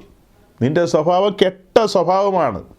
മനുഷ്യന്മാരുടെ എല്ലാ സ്വഭാവം കെട്ട സ്വഭാവമാണ്. ഇതൊന്നും ഞാൻ പറയുന്നതല്ല, വിശുദ്ധ തിരുവെഴുത്ത് പറയുന്ന. ദൈവസന്നിധിയിൽ നമ്മുടെ സ്വഭാവമൊക്കെ അറപ്പുളവാക്കുന്നതാണ്. ക്രിസ്തുവിലേക്ക് വന്നപ്പോഴാണ് ശരിക്കും നമ്മൾ മനുഷ്യരായത്. അതുവരെയോ അയ്യോ, അതുവരെ പറയാതിരിക്കുക നല്ലത്. പുറമേ കാണുമ്പോൾ വെള്ളയൊക്കെ ഇട്ട് നടക്കുന്ന സുന്ദരന്മാരും സുന്ദരികളുടെ ഉള്ളൊക്കെ ചവക്കല്ലറകളാണെന്നാണ് എഴുതിയിരിക്കുന്നത്. അയ്യോ, ക്രിസ്തു ഇല്ലാത്ത ആ പഴയ ജീവിതം ഒന്ന് ഓർത്തു നോക്കിയേ. വെറും ചവക്കല്ലറകളായിരുന്നു. ചീഞ്ഞളിഞ്ഞ് ദുർഗന്ധം വമിക്കുകയായിരുന്നു അകത്തു നിന്ന് പുറത്തേക്ക് വന്നുകൊണ്ടിരുന്നത്. പിന്നെ എന്താ പുകഴാനുള്ളത്? എന്താ പറയാനുള്ളത്? വല്ലതും ഉണ്ടോ? ഇപ്പം ക്രിസ്തു അകത്ത് വന്നപ്പോൾ നമ്മുടെ ക്യാരക്ടറിലാണ് മാറ്റം വരുന്നത്. നമ്മുടെ വീക്ഷണത്തിന് മാറ്റം വരികയാണ്. നമ്മുടെ പ്രത്യാശ ജ്വലിക്കുന്ന പ്രത്യാശയായി മാറുകയല്ലേ. വലിയ വലിയ കാര്യങ്ങളാണ് നമ്മുടെ ജീവിതത്തിൽ സംഭവിക്കുന്നത്. പദവികളിലേക്കാണ് നമ്മൾ വരുന്നത്, അധികാരങ്ങളിലേക്കാണ് വരുന്നത്. പുത്രത്വം എന്ന് പറഞ്ഞാൽ അധികാരമാണ്. പദവികളാണ് നമ്മെ കാത്തിരിക്കുന്നത്. കുഞ്ഞാടിൻ്റെ കാന്ത എന്ന ഏറ്റവും മഹനീയമായ പദവി അല്ലേ? കർത്താവിനോട് പറ്റിച്ചേർന്ന് ഏകാത്മാവായി തീരുമ്പോൾ നാം അവനോടുകൂടെ ആ മഹത്വ സിംഹാസനത്തിൽ മഹത്വത്തിൽ വസിക്കും. ഒടുക്കം സംഭവിക്കാൻ പോകുന്ന കാര്യമാണ്. നാം അവനോടുകൂടെ ആ മഹത്വത്തിൽ സമ്പന്നതയിൽ, കണ്ടോ കാര്യം ക്ലിക്കായത് കണ്ടോ? നാം ആ സമ്പന്നതയിലേക്ക് വരികയാണ്. ക്രിസ്തു നിമിത്തം നാം ആ സമ്പന്നതയിലേക്ക് വരികയാണ്. ഈ വ്യാജന്മാരും വഞ്ചകന്മാരും ഒക്കെ എന്താ പറഞ്ഞൊപ്പിക്കുന്നത്? അപ്പം നേരോടെ നടക്കുന്നവർക്ക് നന്മ ലഭിക്കും. ആ നന്മ ഈ പറഞ്ഞ സാധനങ്ങളൊക്കെ ആണെങ്കിൽ നമ്മുടെ അപ്പോസ്തലന്മാർ ഒറ്റ ഒരാൾ പോലും നേരോടെ നടന്നിട്ടില്ലെന്ന് നമുക്ക് ചിന്തിക്കേണ്ടി വരും. നേരോടെ നടന്നായിരുന്നെങ്കിൽ അവരെന്നേ ധനാഢ്യരായേനെ അല്ലേ? നേരോടെ നടന്നായിരുന്നെങ്കിൽ സ്വർഗത്തിലെ ദൈവം ഈ വചനപ്രകാരം അവർക്ക് നന്മ കൊടുക്കാതിരിക്കുമോ? നമ്മൾ പറയുന്ന നന്മ കൊടുക്കാതിരിക്കുമോ? പക്ഷെ നന്മ എന്നുള്ളതിനെക്കുറിച്ച് പൗലോസിനും പത്രോസിനും അറിയാം, അത് പരിശുദ്ധാത്മാവിനെ കുറിക്കുന്നതാണ്. അല്ലാതെ ഇവിടുത്തെ കേരളത്തിലെ പെന്തിക്കോസ് പാസ്റ്റർമാർ പറയുന്നത് അല്ലെന്നുള്ളത് അവർക്ക് രണ്ടുപേർക്കും അറിയാം. അവർക്കതിനകത്ത് ഒരു ടെൻഷനും ഇല്ല. പഴയ നിയമത്തിലൊക്കെ ആടും നാൽക്കാലിനെയൊക്കെ നന്മ എന്നൊക്കെ വിളിക്കും. പുതിയ നിയമത്തിലേക്ക് വരുമ്പോൾ അഭിഷേകം പ്രാപിച്ച് വെളിപ്പാടിൽ കണ്ണു തുറന്ന് നിൽക്കുന്ന ഒരു പുതിയ നിയമ ഭക്തനും പറയില്ല ആടും നാൽക്കാലി കോഴി പൂച്ച പട്ടി ഇതൊന്നും അല്ല അനുഗ്രഹവും നന്മയെന്നൊക്കെ പറയുന്നത്. നമ്മുടെ മേൽ പകരപ്പെട്ടിരിക്കുന്ന ആത്മാവ്, പരിശുദ്ധ ആത്മാവ്, ആ ആത്മാവിൽ നമ്മുടെ മേൽ വന്നിരിക്കുന്ന അഭിഷേകം, ആ അഭിഷേകത്തിലൊരു അധികാരമില്ലേ? ഒരു തലയെടുപ്പില്ലേ? നമ്മുടെ മേൽ പകരപ്പെട്ടിരിക്കുന്ന അഭിഷേകം നമ്മെ ഉപദേശിച്ച് വഴി നടത്തുന്നതാണ് യോഹന്നാൻ അപ്പോസ്തലൻ പറയുന്നത്. അതാണ് 1 യോഹന്നാൻ 2-ാം അധ്യായത്തിലെ വാക്യം നമ്മോട് പറയുന്നത്. ആ അഭിഷേകത്തിൽ ഉപദേശമുണ്ട്, അഭിഷേകത്തിൽ അധികാരമുണ്ട്. വാഴ്ചകളെയും അധികാരങ്ങളെയും ഈ അന്ധകാര ലോകത്തിൻ്റെ അധിപതികളെയും അതിനെയെല്ലാം കാൽക്കീഴിലിടുന്ന ഒരു അഭിഷേകമല്ലേ, ഒരു അധികാരമല്ലേ പകർന്നിരിക്കുന്നത്? കുഞ്ഞുകളിയാണോ? അന്നേരമാണ് കോഴി ആടിൻ്റെയും പൂച്ചയുടെയും കാര്യം പറഞ്ഞുകൊണ്ട് വരുന്നത്. അതൊക്കെ ശരാശരി പെന്തിക്കോസുകാർ പറയുന്നതാണ്. നമുക്കും അങ്ങനെ തന്നെ പറഞ്ഞ് നമ്മുടെ ആയുസ് അങ്ങ് പൂർത്തീകരിക്കാം. അതല്ല, ഈ വെളിപ്പാടിൽ ജീവിച്ച് വെളിപ്പാടിൽ ഇവിടെ നിന്ന് എടുക്കപ്പെടണമെന്ന് ആഗ്രഹമുള്ളവർ ആ നിലയിൽ മുന്നോട്ട് പോകണം. അവരൊന്നും താരു ഗീരു അങ്ങനെയൊക്കെയുള്ള ആളുകളുടെ ഒന്നും പ്രസംഗം ആ പരിസരത്ത് പോലും പോകാൻ പാടില്ല. അവരുടെയൊക്കെ പ്രസംഗങ്ങൾ ഫോണിൽ വന്നിട്ടുണ്ടെങ്കിൽ മുഴുവൻ ഡിലീറ്റ് ചെയ്ത് കളയണം. ഫോൺ ചാണകം വെള്ളത്തിൽ കഴുകിയെടുക്കുകയാണെങ്കിൽ കുറച്ചുകൂടെ നല്ലതായിരിക്കും. കുഴപ്പമുണ്ടാക്കരുത്. അല്ലേ വല്ലോ മഞ്ഞപ്പൊടി ഇട്ട് വെള്ളം കലക്കിയിട്ട് ആ വെള്ളത്തിനകത്ത് ഫോൺ കഴുകിയെടുക്കണം. കാരണം അത്ര വൃത്തികേടല്ലേ ഇവരൊക്കെ പറയുന്നത്. സാമ്പത്തിക അനുഗ്രഹ ശുശ്രൂഷ നടക്കുന്നു. ഇത് ചെയ്യാനുള്ള കാരണം കർത്താവ് എന്നോട് പറഞ്ഞു, എൻ്റെ ജനത്തെ ഞാൻ അനുഗ്രഹിക്കാൻ പോകുകയാണ്. ദൈവജനം സകലത്തിലും സമ്പന്നരാകണം. പ്രിയമുള്ളവരെ, 2 കൊരിന്ത്യർ ലേഖനം 8-ാം അതിൻ്റെ 9-ാമത്തെ വാക്യം ഇങ്ങനെ വായിക്കുന്നത്, നമ്മുടെ കർത്താവായ യേശു ക്രിസ്തു സമ്പന്നനായിരുന്നിട്ടും അവൻ്റെ ദാരിദ്ര്യത്താൽ നിങ്ങൾ സമ്പന്നരാകേണ്ടതിന് നിങ്ങൾ നിമിത്തം ദരിദ്രരായി തീർന്ന കൃപ നിങ്ങൾ അറിയുന്നുവല്ലോ. പ്രിയമുള്ളവരെ, യേശു ക്രിസ്തു കാൽവരി ക്രൂശിൽ മരിച്ചത് നമ്മുടെ പാപങ്ങൾക്ക് പരിഹാരം വരുത്താനാണ്. അതെല്ലാവരും വിശ്വസിക്കുന്നു. അതുപോലെ തന്നെ യേശു കാൽവരിയിൽ ദരിദ്രനായി തീർന്നത് നമ്മൾ ഈ ഭൂമിയിൽ സമ്പന്നരാകാൻ വേണ്ടിയാണ്. അപ്പോൾ ആ മീറ്റിങ്ങിൻ്റെ ഡേറ്റ് ഞാനത് ഒന്ന് നമ്മുടെ എവിടെയാണ് വാട്സപ്പ് സ്റ്റാറ്റസിൽ പരസ്യം ചെയ്തായിരുന്നു. പോകാൻ ആഗ്രഹമുള്ള ആരെങ്കിലുമൊക്കെ ഇവിടെ ഉണ്ടെങ്കിൽ നിങ്ങൾക്ക് പോകാം കേട്ടോ. അദ്ദേഹം നിങ്ങളെ ശുശ്രൂഷിക്കും. സജി പാസ്റ്ററെ പോലെയൊന്നുമല്ല, നല്ല ഡീസൻറ്റ് മനുഷ്യനാണ്. നിങ്ങളോട് കരുതലും കരുണയൊക്കെ ഉള്ള ആളാണ്. നിങ്ങളെല്ലാം ഏതെങ്കിലും വിധത്തിൽ അദ്ദേഹം സമ്പന്നനാക്കും. അപ്പോൾ പോകാൻ താല്പര്യമുള്ളവർക്കൊക്കെ പോകാം. ഷാജൻ പാസ്റ്ററിനും വേണേൽ വരാം. അവിടെ നേരത്തെ ബുക്ക് ചെയ്താൽ മതി, കിടപ്പാടമൊക്കെ തരും. നിങ്ങളെ സമ്പന്നരാക്കാമെന്നല്ലേ അദ്ദേഹം പറഞ്ഞു. ചുമ്മാ അതൊന്നുമല്ലോ. 2 കൊരിന്ത്യർ ലേഖനം 8:9 പറഞ്ഞേ. ഓക്കെ, വിട്ടേക്കാം. അപ്പോൾ സഹോദരങ്ങളെ, ഇപ്പോൾ ഈ ഒരു വീഡിയോയിലൂടെ നിങ്ങളെ കേൾപ്പിച്ചത്, എനിക്ക് ഇവരെയൊന്നും പ്രസിദ്ധനാക്കാനോ പ്രശസ്തനാക്കാനൊന്നും പ്ലാനില്ല. ജസ്റ്റ് ഒന്ന് കാണിച്ച് എന്തെന്ന് ചോദിച്ചാൽ, ഇതാണ് പെന്തക്കോസ്ത്. ഇന്നത്തെ പെന്തക്കോസ്ത് എന്ന് നിങ്ങളെ ഒന്ന് മനസ്സിലാക്കിക്കാൻ വേണ്ടിയിട്ടാണ്. ദൈവവചനം തെറ്റായി വ്യാഖ്യാനിക്കുന്നു. അങ്ങനെ തെറ്റായി വ്യാഖ്യാനിക്കുമ്പോൾ ജനം അത് ഏറ്റെടുത്തു കഴിഞ്ഞാൽ പല വാക്യങ്ങളും പല പ്രസംഗരും, ഞാൻ ഉൾപ്പെടെയുള്ള പ്രസംഗർ തെറ്റായിട്ട് വ്യാഖ്യാനിക്കുകയും പറയുകയൊക്കെ ചെയ്യാറുണ്ട്. അതൊന്നും മനുഷ്യനെ പാതാളത്തിലെത്തിക്കുന്നതല്ല. ചില കാര്യങ്ങൾ നമ്മൾ പറയുമ്പോൾ അത്ര ക്ലാരിറ്റി ഉണ്ടാകണമെന്നില്ല. നമ്മളാരും ബൈബിളിൽ എല്ലാം അറിഞ്ഞിട്ടിരിക്കുന്നവരൊന്നുമല്ല. നമുക്ക് എന്തോ ഒരു ഇച്ചിരി അറിയാം. ഈ വിശുദ്ധ തിരുവെഴുത്തെന്ന് പറയുന്ന സാഗരത്തിൽ നിന്ന് നമ്മൾ 1/2 സ്പൂൺ പോലും കുടിച്ചിട്ടില്ല. ശരിക്കും 1 സ്പൂൺ കുടിച്ചെന്ന് എനിക്ക് ഒരവകാശമില്ല. 1/2 സ്പൂൺ കുടിച്ചിട്ടുണ്ടോ എന്ന് ചോദിച്ചാൽ ഉറപ്പൊന്നുമില്ല. സ്പൂണൊന്ന് തൊട്ട് നക്കി വിട്ടിട്ടുണ്ടെന്ന് വേണേൽ പറയാം. അത്രയൊക്കെ ഉള്ളൂ. അപ്പോൾ നമുക്ക് തെറ്റുകുറ്റങ്ങളൊക്കെ വരാം പല സ്ഥലത്തും. പക്ഷേ ഇതൊന്നും അങ്ങനെയല്ല. നിങ്ങൾ മനസ്സിലാക്കുന്നത് ഡെലിബറേറ്റ്ലി ഇത് തുനിഞ്ഞിറങ്ങുന്നതാണ്. ഇവർ വേറെ സ്പിരിറ്റിലാണ് ഇത് പഠിപ്പിക്കുന്നത്. വേറെ സ്പിരിറ്റിലാണ്. ഇത് പരിശുദ്ധാത്മാവിലല്ലെന്നേ. പരിശുദ്ധാത്മാവിലാണേ നമുക്ക് മനസ്സിലാകും. പരിശുദ്ധാത്മാവിൽ ഒരു ദൈവദാസൻ ശുശ്രൂഷിക്കുമ്പോൾ ഒരു തെറ്റ് പറഞ്ഞു കഴിഞ്ഞാൽ പിന്നത്തേതിൽ അദ്ദേഹത്തിന് അത് ബോധ്യം വരും. നിശ്ചയമായും ബോധ്യം വരും. അല്ലെങ്കിൽ വേറെ ഏതെങ്കിലും വിധത്തിൽ അദ്ദേഹത്തിൻ്റെ മുൻപിൽ ആ വിഷയം മറ്റാരെങ്കിലും ശുശ്രൂഷകർ പറയുന്ന കേട്ടാൽ തൽക്ഷണം അദ്ദേഹം തിരുത്തും. ദൈവാത്മാവുള്ള ദൈവദാസന്മാർ അങ്ങനെയാണ്. പക്ഷെ ഇതൊന്നും അങ്ങനെയല്ല. ഇതൊക്കെ സാത്താൻ്റെ മായച്ചന്തയിൽ കൈകാര്യം ചെയ്യുന്ന ആൾക്കാരാണ് ഇവരെല്ലാം. ഇവരുടെ വ്യാപാരങ്ങളെന്ന് പറയുന്നത് അറുപ്പാനും മുടിപ്പാനുമാണ് സത്യത്തിൽ ഇവർ നിൽക്കുന്നത്. ഇവർ ഈ വാക്യമൊക്കെ എടുത്തിട്ട് പറയും, സാത്താൻ വന്നത് അറുപ്പാനും മുടിപ്പാനും വന്ന്. ഇപ്പം എന്നതാ പറഞ്ഞത്? ക്രിസ്തു നമ്മെ പണക്കാരനാക്കാൻ വന്നു എന്ന്. നമ്മുടെ കർത്താവ് യേശു ക്രിസ്തു ഈ ഭൂമി നമ്മെ പണക്കാരനാക്കാനാണോ വന്നത്? അതാണോ ക്രിസ്തുവിൻ്റെ വരവിൻ്റെ ലക്ഷ്യം? അങ്ങനെയെങ്കിൽ തൻ്റെ അപ്പോസ്തലന്മാരും 1-ാം നൂറ്റാണ്ടിലെ വിശുദ്ധന്മാരൊക്കെ പണക്കാരാകണം. അത് കഴിഞ്ഞിട്ടല്ലേ ദൈവസഭയുടെ പ്രവർത്തനം പിന്നീടുള്ളൂ. 2-3 നൂറ്റാണ്ടിലെ വിശുദ്ധന്മാരോടുള്ള ബന്ധത്തിൽ അവരെല്ലാം പണക്കാരായിട്ട് 1-ാം നൂറ്റാണ്ടിൽ പണക്കാരായില്ലെന്ന് പറഞ്ഞു കഴിഞ്ഞാൽ അപ്പോൾ ആ ഉപദേശത്തിന് പാളിച്ചയുണ്ടെന്നല്ലേ അർത്ഥം? അങ്ങനെ ഒരു ഉപദേശം ക്രിസ്തു പഠിപ്പിക്കുന്നില്ലെന്നേ. ഇവിടെയൊക്കെ നിന്ന് വിശദമായി പറയേണ്ട കാര്യങ്ങളുണ്ട്. പക്ഷെ ഞാൻ അതിലേക്കൊന്നും പോകുന്നില്ല. അപ്പോൾ ഇത് മനസ്സിലായില്ലെന്ന് പറഞ്ഞ ആളുകളുടെ മുമ്പാകെ ഇന്ന് നമ്മൾ കുറച്ചും കൂടെ വിശദീകരിച്ചിട്ടുണ്ട്. വിശദീകരിച്ചത് എന്താ? അങ്ങനെയെങ്കിൽ ഇത് 1-ാം നൂറ്റാണ്ടിലെ വിശുദ്ധന്മാർക്ക് ഇത് ലഭിക്കേണ്ടതാണ്. അവർക്കാർക്ക് ലഭിച്ചില്ല ഈ പറയുന്ന കാര്യം. ഒരു വാദത്തിനെടുത്തതാണ്. ഇനി അതിന് ശരിയായ അർത്ഥം എന്താ പറഞ്ഞത്? ക്രിസ്തു മഹത്വത്തിൽ വസിച്ചു, മനുഷ്യനായി വന്നു എന്നുള്ളതാണ് സമ്പന്നതയും ദാരിദ്ര്യമൊക്കെ കാണിക്കുന്നത്. നമ്മൾ ദരിദ്രരായിരുന്നു എന്ന് പറഞ്ഞു കഴിഞ്ഞാൽ അതിൻ്റെ അർത്ഥം മനസ്സിലായില്ലേ? നമ്മെ സമ്പന്നതയിലേക്ക് കൊണ്ടുപോകാനാണ് ക്രിസ്തു ക്രൂശിക്കപ്പെട്ടത്. ആ ക്രൂശ് മുഖാന്തരം നമ്മെ വീണ്ടെടുത്തു. അവിടെ കൊണ്ട് അവസാനിപ്പിക്കുന്നില്ല. നമ്മെ ആ മഹത്വത്തിലേക്ക് കൊണ്ടുപോകണം. നമ്മൾ ആ മഹത്വത്തിൽ അവനോട് പറ്റിച്ചേർന്ന് ഒന്നായി തീർന്ന്, അതായത് എഫേസ്യ ലേഖനത്തിൽ പറയുന്ന പോലെ ക്രിസ്തു എന്ന തലയോളം വളർന്ന് ദൈവത്തിൻ്റെ സകല നിറവിനോളം നിറഞ്ഞ് സകല സ്വർഗീയമായ വാഗ്ദത്തത്തിനും അവകാശികളായി ഏകശരീരസ്ഥരായി അങ്ങനെ എല്ലാ നിലകളിലും നമ്മൾ എത്തിച്ചേരുമ്പോൾ നാം ആ സമ്പന്നതയിൽ എത്തുകയാണ്. കർത്താവ് നമ്മെക്കുറിച്ച് ആഗ്രഹിക്കുന്ന സുവിശേഷത്തിലുണ്ട്, നിങ്ങൾ ദൈവവിഷയത്തിൽ സമ്പന്നരാകണം, നിങ്ങൾ വിശ്വാസത്തിൽ സമ്പന്നരാകണം എന്നൊക്കെയാണ് പഠിപ്പിക്കുന്നത്. നമ്മൾ വിശ്വാസത്തിൽ സമ്പന്നരാകണം, ദൈവവിഷയത്തിൽ സമ്പന്നരാകണം, ദരിദ്രന്മാരുടെ നടുവിൽ വാരി വിതറാൻ കഴിയണം. ഞാൻ ഈ കാണായ കാലം മുഴുവൻ നിങ്ങളുടെ നടുവിൽ വാരി വിതറുന്ന എവിടെന്നാ? എനിക്ക് ലഭിക്കപ്പെട്ട സമ്പന്നതയിൽ നിന്നല്ലേ വാരി വിതറുന്നത്. ഇപ്പോൾ ഈ കഴിഞ്ഞുപോയ മണിക്കൂറുകളിൽ നിങ്ങളോട് സംസാരിച്ചതൊക്കെ ഞാൻ എൻ്റെ സമ്പന്നതയിൽ നിന്നാണ്. ട്രഷറി തുറന്നാണ് എടുത്ത് തരുന്നത്. മനസ്സിലായോ?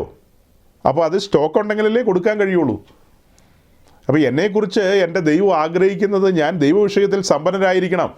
കാരണം കൂട്ടുവിശ്വാസികളായ നിങ്ങൾക്ക് കൊടുക്കാൻ പാകത്തിന് എനിക്ക് ശേഷിയുണ്ടാകണം. അങ്ങനെ അത് പങ്കുവെക്കപ്പെടണം. ഞാൻ നിങ്ങളുടെ നടുവിൽ പങ്കുവെക്കുകയാണ് ചെയ്തത്. ഞാൻ കിടക്കുന്ന വീട് എങ്ങനെയുള്ളതാണ്, എൻ്റെ വാഹനം എങ്ങനെയുള്ളതാണ്, എനിക്ക് എത്ര ഏക്കർ സ്ഥലമുണ്ട്, ഇതൊന്നും അല്ല ഇവിടെ വിഷയം. അതിനൊന്നും ഒരു പ്രാധാന്യമില്ലെന്നേ. നാം ഇവിടെ അന്യരും പരദേശികളുമാണ്, യാത്രക്കാരാണ്. ഇതൊന്നും എല്ലാ പെന്തക്കോസ്തുകാരും അംഗീകരിക്കില്ല. ഇതൊന്നും അംഗീകരിക്കില്ലെന്ന് അറിഞ്ഞുകൊണ്ടല്ലേ പ്രസംഗിക്കുന്നത്. ഇത് അറിയാതെയാണോ പ്രസംഗിക്കുന്നത്? നമ്മൾ പൊട്ടന്മാരൊന്നും അല്ല കേട്ടോ. നമ്മുടെ പ്രസംഗം കേൾക്കുന്ന എല്ലാവരോടും പറയാനുള്ള ഇത്രയേ ഉള്ളൂ, അങ്ങനെ പൊട്ടന്മാരൊന്നും അല്ല, നല്ല ബുദ്ധിയുണ്ട്, സാമാന്യം നല്ല ബുദ്ധിയാണ്. ആ ബുദ്ധിയിൽ നിന്ന് തന്നെയാണ് ഈ പറയുന്നത്. ഇത് എല്ലാവർക്കും ഉള്ള മെസ്സേജ് അല്ല, ഇത് എല്ലാവർക്കും ഏറ്റെടുക്കാൻ കഴിയില്ല. കാരണം ഈ ലോകത്തെ സ്നേഹിക്കുന്ന ഒരുവനും ഇത് ഏറ്റെടുക്കാൻ കഴിയില്ല. 5 മിനിറ്റ് ഇരുന്ന് കേൾക്കില്ലല്ലോ. ഫോണും തല്ലി പൊളിച്ചിട്ട് അവൻ ഓടുന്ന വഴി കാണില്ല. ഏതോ കിറുക്കൻ എന്തോ ഇരുന്ന് പറയുന്നെന്ന് അവർ പറയുള്ളൂ. അതേസമയം നമ്മളിവിടെ പൊരുൾ തിരിക്കുകയാണ്, വചനത്തിൻ്റെ ആഴങ്ങൾ തുറക്കുകയാണ്. വിശുദ്ധന്മാർ യഥാർത്ഥ ട്രാക്കിലൂടെ സഞ്ചരിക്കണം, അല്ലേ? അതിന് വേണ്ടിയിട്ടല്ലേ ഇത് പറഞ്ഞത്. ഓക്കെ സഹോദരങ്ങളെ, ഈ കാര്യങ്ങൾ ഞാൻ ഇങ്ങനെ പറഞ്ഞങ്ങ് വിടുകയാണ്. കൂടുതൽ വിശദീകരണത്തിലേക്ക് പോകുന്നില്ല. മുൻകാലത്ത് നമ്മളിതൊക്കെ വിശദമായി പറഞ്ഞിട്ടുണ്ട്. അതുകൊണ്ട് ഒരു സത്യാന്വേഷിയെ സംബന്ധിച്ച് ഈ പറഞ്ഞ കാര്യങ്ങൾ ധാരാളമാണ്. ഇതിൽ നിന്ന് മുന്നോട്ട് പോകാനുള്ള ഊർജ്ജം അവർക്ക് ലഭിക്കും. കഴിഞ്ഞതിൻ്റെ മുൻപിലത്തെ ആഴ്ച നമ്മൾ പറഞ്ഞു പോയ കൂട്ടത്തിൽ ഒരു സെൻറ്റൻസ് ഇങ്ങനെ പറഞ്ഞു, അതായത് ഈ ഭൂമിയിലുള്ള സകല മനുഷ്യരും ദൈവത്തിൻ്റെ സൃഷ്ടിയാണ്, എല്ലാവരും ദൈവത്തിൻ്റെ മക്കളല്ലെന്ന്. ആ ഒരു ചെറിയ പോർഷൻ മാത്രം നമ്മൾ സാമൂഹ്യ മാധ്യമങ്ങളിലൂടെ പ്രചരിപ്പിച്ചു. ഒരു 10,25,000 30,000 ആൾക്കാരോ മറ്റുമാണ് അത് കേട്ടത്. 100 കണക്കിന് കമൻസാണ് അതിന് വന്നത്. അതായത് വിവിധ മതപശ്ചാത്തലത്തിലുള്ളവർ, ക്രൈസ്തവ ലോകത്ത് തന്നെയുള്ളവർ. രസകരമായ കാര്യം എന്തെന്ന് ചോദിച്ചാൽ പെന്തക്കോസ്തുകാരും അതിനോടുള്ള ബന്ധത്തിൽ കമൻസ് പറഞ്ഞു. ഇവരെല്ലാം പറഞ്ഞത് എന്താണെന്നറിയാമോ? ഈ ലോകത്തിലുള്ള സകല മനുഷ്യരും ദൈവത്തിൻ്റെ മക്കളാണെന്നാണ്. സകല മനുഷ്യരും. അപ്പം നമ്മളെന്താ പറഞ്ഞത്? എല്ലാ മനുഷ്യരും മക്കളല്ല, എല്ലാവരും ദൈവത്തിൻ്റെ സൃഷ്ടിയാണ്. ദൈവത്തിൻ്റെ സൃഷ്ടിയിലെ മണിമകുടമാണ് മനുഷ്യൻ. ഈ ഭൂമിയിൽ കാണുന്ന സകലത്തിൻ്റെയും ഉടയവൻ സൃഷ്ടാവായ ദൈവമാണ്. അപ്പോൾ ഈ വിഷയം നമ്മൾ പഠിക്കുമ്പോൾ സൃഷ്ടിയും സൃഷ്ടാവും എന്നുള്ളൊരു വിഷയത്തിലാണ് മനസ്സിലാക്കുന്നത്. ഈ കാലഘട്ടത്തിൽ സൃഷ്ടിക്ക് ഒരു ചാൻസ്, ഒരു അവസരം കൊടുക്കുകയാണ് ദൈവ കുടുംബത്തിലെ അംഗമാകാനായിട്ട്. യേശുക്രിസ്തു മൂലം വീണ്ടും ജനനാനുഭവത്തിൽ നമുക്ക് ദൈവ കുടുംബത്തിലേക്ക് കടന്നു വരാനായിട്ട് കഴിയും. അതിനോടനുബന്ധിച്ചുള്ള വാക്യമാണ് യോഹന്നാൻ 1:12. ഇപ്പോൾ ഈ പറയുന്നതൊക്കെ നിങ്ങൾക്ക് പരിചിതമായ കാര്യമാകട്ടോ, പുതുമയുള്ള കാര്യമൊന്നുമല്ല. അവനെ കൈക്കൊണ്ട് അവൻ്റെ നാമത്തിൽ വിശ്വസിക്കുന്ന ഏവർക്കും ദൈവമക്കളാകുവാൻ അധികാരം ലഭിച്ചു. അതിന് വിശദീകരണങ്ങളുണ്ട്. അത് സിമ്പിളായിട്ട് ആ വാക്യത്തിലൂടെ നമ്മൾ മനസ്സിലാക്കുന്ന ചില കാര്യങ്ങളില്ലേ. വിശദീകരണത്തിലേക്ക് വരുമ്പോഴാണ് പല കാര്യങ്ങളും പറയുന്നത്. അപ്പോൾ ഏദൻ തോട്ടത്തിൽ ആദമിനെ സംബന്ധിച്ച് ദൈവത്തിൻ്റെ മകനെന്നുള്ള ആ ഒരു പരിലാളന ആദമിന് ലഭിച്ചിരുന്നു. പക്ഷെ തോട്ടത്തിൽ നിന്ന് ആദം പുറത്തു പോയിരിക്കുന്നു. പുറത്തു പോയതിന് ശേഷം പിന്നത്തേതിൽ ആദാമ്യ വർഗത്തെ വീണ്ടും പിന്നെയും ഒന്നാക്കി തീർക്കുക എന്നുള്ള ദൈവത്തിൻ്റെ പദ്ധതി കാൽവറിയിലാണ് നടപ്പാക്കിയത്. എഫേസ് ലേഖനം 1-ാം അധ്യായം, എഫേഷ്യൻസ് ചാപ്റ്റർ 1 വേഴ്സ് 10. എഫേസ് ലേഖനം 1-ാം അധ്യായം അതിൻ്റെ 10-ാം വാക്യം ആ വിഷയത്തിലേക്ക് വിരൽ ചൂണ്ടുന്ന വാക്യമാണ്. അത് വായിച്ചേ. അത് സ്വർഗത്തിലും ഭൂമിയിലും ഉള്ളതെല്ലാം പിന്നെയും ക്രിസ്തുവിൽ ഒന്നായി ചേർക്കുക എന്നിങ്ങനെ കാലസമ്പൂർണതയിലെ വ്യവസ്ഥയ്ക്കായിക്കൊണ്ട് തന്നെ. കാലസമ്പൂർണതയിൽ പുത്രൻ സ്ത്രീയിൽ നിന്ന് ജനിച്ചവനായി ഭൂമി വന്നു. അങ്ങനെ പുത്രൻ ഈ ഭൂമി വന്ന് മനുഷ്യവർഗത്തെ ദൈവത്തോട് നിരപ്പിക്കുകയാണ്. ദൈവത്തിൽ നിന്ന് അകന്നുപോയ ശത്രുതയിൽ നടന്ന മനുഷ്യവർഗത്തെ തൻ്റെ ബലിമരണം നിമിത്തം നിരപ്പിക്കുകയാണ്. എന്തിനു വേണ്ടിയാ? അതായത് ഇത് രണ്ടും പിന്നെയും ഒന്നായി തീരേണ്ട ഒരു സാഹചര്യം, അതായത് ഇത് രണ്ടും പിന്നെയും ഒന്നായി ചേർക്കുക എന്നിങ്ങനെ കാലസമ്പൂർണതയിലെ വ്യവസ്ഥയ്ക്കായിക്കൊണ്ട് തന്നെ. വായിച്ച വാക്യപ്രകാരം അതായത് ഈ ലോകത്തിലുള്ള സകല മനുഷ്യരെയും ദൈവകുടുംബത്തിൽ വീണ്ടും ജനിച്ച് ദൈവകുടുംബത്തിലെ അംഗമാക്കുവാനായിട്ട് ദൈവം ആഗ്രഹിക്കുന്നു. അതിനാണ് സുവിശേഷം അറിയിക്കുവാൻ തൻ്റെ ദാസന്മാരെ അയച്ചിരിക്കുന്നത്. അങ്ങനെ സുവിശേഷം കേട്ട സുവിശേഷം കൈക്കൊള്ളുമ്പോഴാണ് ഒരുവന് ദൈവരാജ്യത്തിലേക്ക് പ്രവേശിക്കാൻ കഴിയുന്നത്, ദൈവ കുടുംബത്തിൽ പ്രവേശിക്കാൻ കഴിയുന്നത്. അങ്ങനെയാണ് പുത്രത്വത്തിലേക്ക് വരാൻ കഴിയുന്നത്. അല്ലാതെ ഈ ഭൂമിയിലുള്ള എല്ലാവരും ദൈവത്തിൻ്റെ മക്കളാണെന്നൊക്കെ പറഞ്ഞു കഴിഞ്ഞാൽ ബിൻ ലാദനും ഐമൻ സാഹുഹാരിയും പിന്നെ ആ താലിബാൻ്റെ അവിടെയുള്ള അളിയന്മാരുണ്ടല്ലോ, അവരും ഈ പറഞ്ഞ ആളുകളെല്ലാം ദൈവത്തിൻ്റെ മക്കളാണെന്നൊക്കെ നമ്മൾ പഠിപ്പിച്ചു കഴിഞ്ഞാൽ, ദൈവത്തിൻ്റെ മക്കൾക്ക് ഇതാണോ സ്വഭാവം എന്നൊക്കെ ചോദിക്കില്ലേ ആൾക്കാർ? അല്ലേ? വീരപ്പനും ദൈവത്തിൻ്റെ മോനാണെന്നൊക്കെ പഠിപ്പിച്ചു കഴിഞ്ഞാൽ എന്നാ ചിന്തയാ അതൊക്കെ. അപ്പോൾ സഹോദരങ്ങളെ, അതെല്ലാം മൗഢ്യമായ ചിന്തകളാണ്. അപ്പം ഈ കാര്യങ്ങളുമായി ബന്ധപ്പെട്ട് നമ്മൾ സാധാരണ പറയുകയും പഠിപ്പിക്കുകയും ചെയ്യുന്നൊരു വിഷയമാണ് അബ്രഹാമും തൻ്റെ മക്കളുമായി ബന്ധപ്പെട്ട കാര്യം. ഓടിച്ചു പറയാം. അതായത് ഉൽപ്പത്തി പുസ്തകം 25-ാം അധ്യായം തുറന്നേ. കഴിഞ്ഞ തവണ വായിച്ചു ഇല്ലയോന്ന് എനിക്ക് അത്ര ഓർമ്മ വരുന്നില്ല. ഈ വിഷയത്തോടുള്ള ബന്ധത്തിൽ നമുക്ക് കൂടുതൽ ഗ്രഹിക്കാൻ പാകത്തിന് ഉൽപ്പത്തി പുസ്തകം 25-ാം അധ്യായം നമ്മൾ തുറക്കുമ്പോൾ ചില കാര്യങ്ങൾ നമ്മളവിടെ കാണുകയാണ്. അതായത് ഈ പുതിയ നിയമവുമായി ബന്ധപ്പെട്ട ഇതിൻ്റെ ഒരു നിഴൽ പോലെ പരിഗണിക്കുക. അപ്പോൾ ഉൽപ്പത്തി പുസ്തകം 25-ാം അധ്യായത്തിലേക്ക് വരുമ്പോൾ അബ്രഹാം വേറൊരു ഭാര്യയെ പരിഗ്രഹിച്ചു. അതായത് തൻ്റെ ഒരു വെപ്പാട്ടിയെക്കുറിച്ചാണ് പറയുന്നത്, കെത്തൂറയ്ക്ക് കുറേ മക്കളുണ്ടായ കാര്യമൊക്കെ അവിടെ പറയുന്നു. അതൊക്കെ പറഞ്ഞു കഴിഞ്ഞിട്ട് അതിൻ്റെ 5-ാം വാക്യത്തിലേക്ക് വരുമ്പോൾ നമ്മൾ കാണുന്നത്, എന്നാൽ അബ്രഹാം തനിക്കുള്ളതൊക്കെ ഈ ഇസഹാക്കിന് കൊടുത്തെന്നാണ് കാണുന്നത്. തനിക്കുള്ളതെല്ലാം ഇസഹാക്കിന് കൊടുത്തു. അപ്പോൾ ഹാഗാറിലുണ്ടായ മകനാണ് ഇസ്മായിലിൽ നിന്ന് 12 പ്രഭുക്കന്മാർ വന്നിട്ടുണ്ട്. അപ്പോൾ അവർ, അതുപോലെ കെത്തൂറയുടെ 6 മക്കൾ, ഇവരെല്ലാം പറഞ്ഞു വന്ന അബ്രഹാമിൻ്റെ മക്കളല്ലേ. ടെക്നിക്കലി അവരെല്ലാം അബ്രഹാമിൻ്റെ മക്കളല്ലേ. DNA പരിശോധിച്ച് കഴിഞ്ഞാൽ അങ്ങനെയല്ലേ വരുള്ളൂ. എന്നാൽ അതിൻ്റെ താഴെയുള്ള വാക്യം, 6-ാം വാക്യം, അവിടെ നമ്മൾ കാണുന്നത് അബ്രഹാമിനുണ്ടായിരുന്ന വെപ്പാട്ടികളുടെ മക്കൾക്കോ അബ്രഹാം ദാനങ്ങൾ കൊടുത്തു.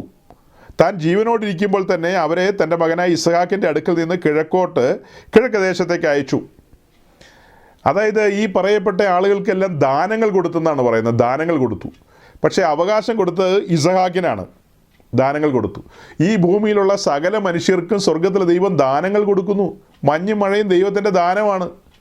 അതുപോലെ ആരോഗ്യം, കൃഷി ചെയ്യാനുള്ള സൗകര്യം എന്നു വേണ്ട ഇവിടെയുള്ള എല്ലാ കാര്യങ്ങളും, ഈ പറയപ്പെട്ട കാര്യങ്ങളൊക്കെ സ്വർഗത്തിലെ ദൈവത്തിൻ്റെ ദാനമാണെന്ന് അപ്പോസ്തല പ്രവൃത്തി 14-ാം അധ്യായത്തിൻ്റെ 15-ാമത്തെ 16-ാമത്തെയോ മറ്റോ വാക്യത്തിൽ അതൊക്കെയുണ്ട്. വേറെയും പല ഭാഗത്തുമുണ്ട്. അപ്പോൾ നോക്കണം, ദൈവം ഈ ഭൂമിയിലുള്ള സകല മനുഷ്യർക്കും ദാനങ്ങളെ കൊടുക്കുന്നു. അവൻ കരുണയുള്ള ദൈവമാണ്. തൻ്റെ സൃഷ്ടിയോട് കരുണയുണ്ട്. മൃഗങ്ങൾക്കും പക്ഷിജാലങ്ങൾക്കും എല്ലാത്തിനും ദൈവം കൊടുക്കേണ്ടത് കൊടുക്കുന്നില്ലേ? അതുപോലെ തന്നെയാണ് മനുഷ്യർക്കും ദൈവം കൊടുക്കുന്നുണ്ട്. നമ്മൾ നോക്കുമ്പോൾ അവൻ നിരീശ്വരവാദിയാണ്, ഇവൻ ഹിന്ദുവാണ്, അവൻ മുസ്ലിമാണ്, ഇവൻ മറ്റേ കത്തോലിക്കനാണ്, ഇവൻ അതാണ് ഇതാണെന്നൊക്കെ ആയിരിക്കാം. അതെന്തു ആകട്ടെ, അവരെല്ലാം ദൈവത്തിൻ്റെ സൃഷ്ടിയാണ്. സൃഷ്ടിയോട് കരുണയുള്ളൊരു ദൈവമാണ് നമ്മുടെ ദൈവം. അവൻ പരിപാലകനാണ്. എല്ലാവർക്കും വേണ്ടിയല്ലേ മഞ്ഞും മഴയും പെയ്യിപ്പിക്കുന്നത്? എല്ലാവർക്കും വേണ്ടിയല്ലേ സൂര്യനെ ഉദിപ്പിക്കുന്നത്? എല്ലാവർക്കും ദാനങ്ങളെ കൊടുക്കുന്നുണ്ട്. പക്ഷേ അവകാശം ലഭിക്കില്ല, അധികാരം ലഭിക്കില്ല. ഇനി അതിൻ്റെ പിന്നിലേക്ക് വരുമ്പോൾ ഉൽപ്പത്തി പുസ്തകം 21-ാം അധ്യായത്തിൻ്റെ 12-ാം വാക്യത്തിൻ്റെ ഒടുവിൽ ഇങ്ങനെ നമ്മൾ കാണുന്നുണ്ട്. അവിടെ നമ്മൾ കാണുന്നത് ഇങ്ങനെയാണ്: ഇസ്ഹാക്കിൽ നിന്നുള്ളവരല്ലോ നിൻ്റെ സാക്ഷാൽ സന്തതി എന്ന് വിളിക്കപ്പെടുന്നത്. ഈ 21-ാം അധ്യായത്തിൽ ഇസ്ഹാക്ക് ഉണ്ടാകുന്നതിന് മുമ്പ് ഇസ്മായിൽ ഉണ്ടായിട്ടുണ്ട്. ഇസ്മായിൽ അബ്രഹാമിൻ്റെ കുടുംബത്തിലാണ് ഉണ്ടായത്. അബ്രഹാമിൽ നിന്നാണ് ഇസ്ഹാക്ക് ഉണ്ടാകുന്നത്. പക്ഷേ ഇസ്മായിലിനെ ആ നിലയിലല്ല കൗണ്ട് ചെയ്യുന്നത്. ഇസ്മായിലിനെ ദൈവം അനുഗ്രഹിക്കുന്നുണ്ട്. അത് മെറ്റീരിയലിയാണ്. ഭൂമിയിലെ മണൽത്തരി പോലെ അവനും സന്തതിയൊക്കെ ഉണ്ടാവും അല്ലേ? ഭൂമിയിലെ മണലും മണലിനടിയിലുള്ള സാധനം, അതായത് ക്രൂഡ് ഓയിൽ, അതൊക്കെ ഇസ്മായിലിനുള്ളതാണ്. ഇസഹാക്കിൻ്റെ സന്തതിക്ക് അതൊന്നും അല്ല പറഞ്ഞിരിക്കുന്നത്. അതൊക്കെ വേറെ കാര്യങ്ങളാണ്. ഓക്കെ, അപ്പം ഇസ്മായിലിനോടുള്ള ബന്ധത്തിലല്ല ദൈവത്തിൻ്റെ വാഗ്ദത്തങ്ങൾ കിടക്കുന്നത്. അതൊക്കെ ഇസഹാക്കിനോടുള്ള ബന്ധത്തിലാണ്. ഇനി വീണ്ടും അതിൻ്റെ പിന്നിലേക്ക് പോയാൽ ഉൽപ്പത്തി 17-ാം അധ്യായത്തിൽ അതിൻ്റെ 19-ാം വാക്യത്തിൽ ഇങ്ങനെയുണ്ട്. അതായത് അബ്രഹാം ദൈവത്തോട് ചില കാര്യങ്ങൾ പറഞ്ഞു. അതായത് ഇസ്മായിൽ ഇവിടെ ജീവിച്ചിരുന്നാൽ മതി, എനിക്കിനി അതിലപ്പുറം ഒന്നും വേണ്ടെന്നൊക്കെ പറഞ്ഞപ്പോൾ ദൈവം അരുളി ചെയ്തത്, അല്ല, നിൻ്റെ ഭാര്യയായ സാറ തന്നെ നിനക്കൊരു മകനെ പ്രസവിക്കും. നീ അവന് ഇസ്ഹാക്ക് എന്ന് പേരിടണം. ഞാൻ അവനോടും അവൻ്റെ ശേഷം അവൻ്റെ സന്തതിയോടും എൻ്റെ നിയമത്തെ നിത്യനിയമമായി ഉറപ്പിക്കും. അപ്പോൾ ഈ വാക്യങ്ങളിലൂടെയൊക്കെ പറയാൻ ശ്രമിച്ചതെന്താണെന്നറിയാവോ? ദൈവത്തിൻ്റെ വാഗ്ദത്തം മുഴുവനും ഇസ്ഹാക്കിലൂടെയാണ്. ഇസ്ഹാക്കിൽ നിന്ന് ഉത്ഭവിക്കുന്നവരിൽ മാത്രമാണ് വാഗ്ദത്തം നിലനിൽക്കുന്നത്, അധികാരവും അവകാശവും നിലനിൽക്കുന്നത്. ഇസ്മായിലിൽ നിന്നോ പിന്നെ കെത്തൂറയുടെ 6 മക്കളിൽ നിന്നോ ഇവർക്കൊക്കെ ഉണ്ടാകുന്ന മക്കളിലൊന്നും അബ്രഹാമിൻ്റെ പിന്തുടർച്ചയില്ല. അബ്രഹാമിനുള്ളതൊന്നും അവർക്കുള്ളതല്ല. ഉൽപ്പത്തി 24-ലേക്ക് വരുമ്പോൾ അവിടെ എലയാസർ ബഥുവേലിൻ്റെ വീട്ടിൽ ചെന്ന് റിബേക്കയെ കൂട്ടിക്കൊണ്ടുവരാൻ പോകുന്നുണ്ടല്ലോ. അവിടെ ചെന്ന് അവരോട് സംസാരിക്കുമ്പോൾ 24-ാം അധ്യായത്തിൻ്റെ 36-ാം വാക്യത്തിൻ്റെ ഒടുവിൽ ഇങ്ങനെ കാണുന്നുണ്ട്. അതായത് എലയാസർ അവരോട് പറയാണ്, അതായത് അവർക്കൊക്കെ അറിയാം അബ്രഹാമിന് ഹാഗാറിലൂടെ ഒരു മകനും ആ മകനിൽ നിന്ന് കുറേ മക്കളൊക്കെ ഉണ്ടായിട്ടുണ്ടെന്നുള്ളത്. പിന്നീട് ഈ പറഞ്ഞ നിലയിൽ കെത്തൂറയുമായി ബന്ധപ്പെട്ട കാര്യമൊക്കെ അവർക്കറിയാമായിരിക്കും. അപ്പോൾ ഇതൊക്കെ നിൽക്കുമ്പോഴാണ് വളരെ കൃത്യമായിട്ട് എലയാസർ പറയുന്നത്, അബ്രഹാം തനിക്കുള്ളതൊക്കെയും ഇസ്ഹാക്കിന് കൊടുത്തിരിക്കുന്നു, ഇസ്മായിലിനല്ല കൊടുത്തിരിക്കുന്നത്. അപ്പോൾ ഇസ്മായിലിന് എന്നാ കൊടുത്തു? ദാനങ്ങളെ കൊടുത്തു, ഗിഫ്റ്റുകൾ കൊടുത്തെന്ന്. പല പല കാര്യങ്ങളൊക്കെ കൊടുത്തിട്ടുണ്ട്, അതല്ലാതെ അവകാശമോ അധികാരമോ കൊടുത്തിട്ടില്ല. അപ്പോൾ ആ അവകാശത്തിലേക്കും അധികാരത്തിലേക്കും വരണമെങ്കിൽ നമ്മൾ വീണ്ടും ജനിച്ച് ദൈവകുടുംബത്തിൽ അംഗമാകണം. അല്ലാത്ത ആരും ദൈവത്തിൻ്റെ മക്കളല്ല. സൃഷ്ടി എന്നുള്ള നിലയിലുള്ള പരിലാളനം ലഭിക്കും, അത്ര തന്നെ. 70 ഏറിയാൽ 80 ഈ ഭൂമി ജീവിക്കാനുള്ളതൊക്കെ ദൈവം ഈ ഭൂമിയിൽ ആക്കി വെച്ചിട്ടുണ്ട്, അതൊക്കെ നമുക്ക് അനുഭവിക്കാം, അത്ര തന്നെ. അതേസമയം നമുക്ക് ദൈവത്തോടു കൂടെ നിത്യതയിൽ ഒരുമിച്ച് വസിക്കണമെങ്കിൽ, അങ്ങനെ മുൻപോട്ട് പോകണമെങ്കിൽ ഇപ്പോൾ വീണ്ടും ജനിക്കണം. വീണ്ടും ജനിച്ച് ദൈവകുടുംബത്തിൽ വരണം, സുവിശേഷം കൈക്കൊള്ളണം, ക്രിസ്തുവിനെ കൈക്കൊള്ളണം. അവനെ കൈക്കൊണ്ട് അവൻ്റെ നാമത്തിൽ എന്ന് പറഞ്ഞാൽ സുവിശേഷം കൈക്കൊള്ളണം. നാം കേൾക്കുന്ന സുവിശേഷം, ആ സുവിശേഷം നമ്മെ രൂപാന്തരപ്പെടുത്തും. നാം കേൾക്കുന്ന സുവിശേഷം നമ്മെ രൂപാന്തരപ്പെടുത്തും. അങ്ങനെ നാം ആ രൂപാന്തരാനുഭവത്തിലേക്ക് വന്നു കഴിയുമ്പോൾ ആ കേൾക്കപ്പെട്ട സുവിശേഷത്തെ നാം കൈക്കൊള്ളുകയാണ്. കൈക്കൊള്ളുക മീൻസ് നാം അംഗീകരിച്ച് ഏറ്റെടുക്കുകയാണ്. ആ സുവിശേഷത്തിന് മുമ്പാകെ നമ്മൾ അടിയറ പറയുകയാണ്. ആ സുവിശേഷത്തിന് മുമ്പാകെ നമ്മൾ സറണ്ടർ ചെയ്യുകയാണ്. ബലിപീഠത്തിന് മുമ്പാകെ നാം മുഴങ്കാൽ മടക്കുകയാണ്. അത്രയേ ഉള്ളൂ അർത്ഥം. നാം സമ്മതിക്കുകയാണ് നാം പാപിയാണെന്ന്. നാം സമ്മതിക്കുകയാണ് നമ്മൾ പാപികളാണെന്ന്. അങ്ങനെ നമ്മൾ ദൈവസന്നിധിയിൽ നിന്ന് പാപമോചനം പ്രാപിക്കുകയാണ്, വിടുതൽ പ്രാപിക്കുകയാണ്, സ്വാതന്ത്ര്യത്തിലേക്ക് വരികയാണ്. അതെല്ലാമാണ് അവിടെ സംഭവിക്കുന്നത്. അപ്പോൾ ഇതിനോടനുബന്ധിച്ച് മറ്റ് ചില പ്രിയപ്പെട്ടവരും ചില ചിന്തകൾ പറഞ്ഞിരുന്നു. ആ ചിന്തകൾ എങ്ങനെയാണെന്ന് ചോദിച്ചാൽ 2 കൊരിന്ത്യർ ലേഖനം 6-ാം അധ്യായം, വേഗം നിർത്താം കേട്ടോ, വേഗം നിർത്താം. 2 കൊരിന്ത്യർ ലേഖനം 6-ാം അധ്യായത്തിൻ്റെ 14 മുതൽ 17 വരെയുള്ള വേദഭാഗങ്ങൾ വളരെ പ്രസിദ്ധമാണ്. ഇണയല്ല പിണ കൂടരെന്നൊക്കെ പറഞ്ഞ് അങ്ങനെ അതൊക്കെ പറഞ്ഞ് താഴേക്ക് വന്ന് അതിൻ്റെ 16-ാം വാക്യത്തിൻ്റെ ഒടുവിലേക്ക് വരുമ്പോൾ നമ്മൾ കാണുന്നത്, അവരുടെ നടുവിൽ നിന്ന് പുറപ്പെട്ട് വേർപെട്ടിരിപ്പിന്ന് കർത്താവ് അരുളി ചെയ്യുന്നു, അശുദ്ധമായതൊന്നും തുടരുത്. എന്നാൽ ഒരു കണ്ടീഷനാണ്, എന്നാൽ ഞാൻ നിങ്ങളെ കൈക്കൊണ്ട് നിങ്ങൾക്ക് പിതാവും നിങ്ങൾ എനിക്ക് പുത്രന്മാരും പുത്രിമാരും ആയിരിക്കുമെന്ന് സർവശക്തനായ കർത്താവ് അരുളി ചെയ്യുന്നു. അപ്പോൾ ചില പ്രിയപ്പെട്ടവർ ഉയർത്തിക്കൊണ്ടുവന്നൊരു ആശയം ഇതാണ്, നമ്മൾ ക്രിസ്തുവിനെ കൈക്കൊണ്ടത് കൊണ്ട് മാത്രം കാര്യമായില്ല, അതായത് വലുവനായ ദൈവം നമ്മയും കൈക്കൊള്ളണം, എങ്കിൽ മാത്രമേ നമുക്ക് ദൈവമക്കളാകുവാനുള്ള അവകാശവും അധികാരവും ലഭിക്കുകയുള്ളൂ എന്നൊരു പഠനം, എന്നൊരു ചിന്ത നമ്മുടെ ചുറ്റുപാടിലൊക്കെ ഉണ്ട്.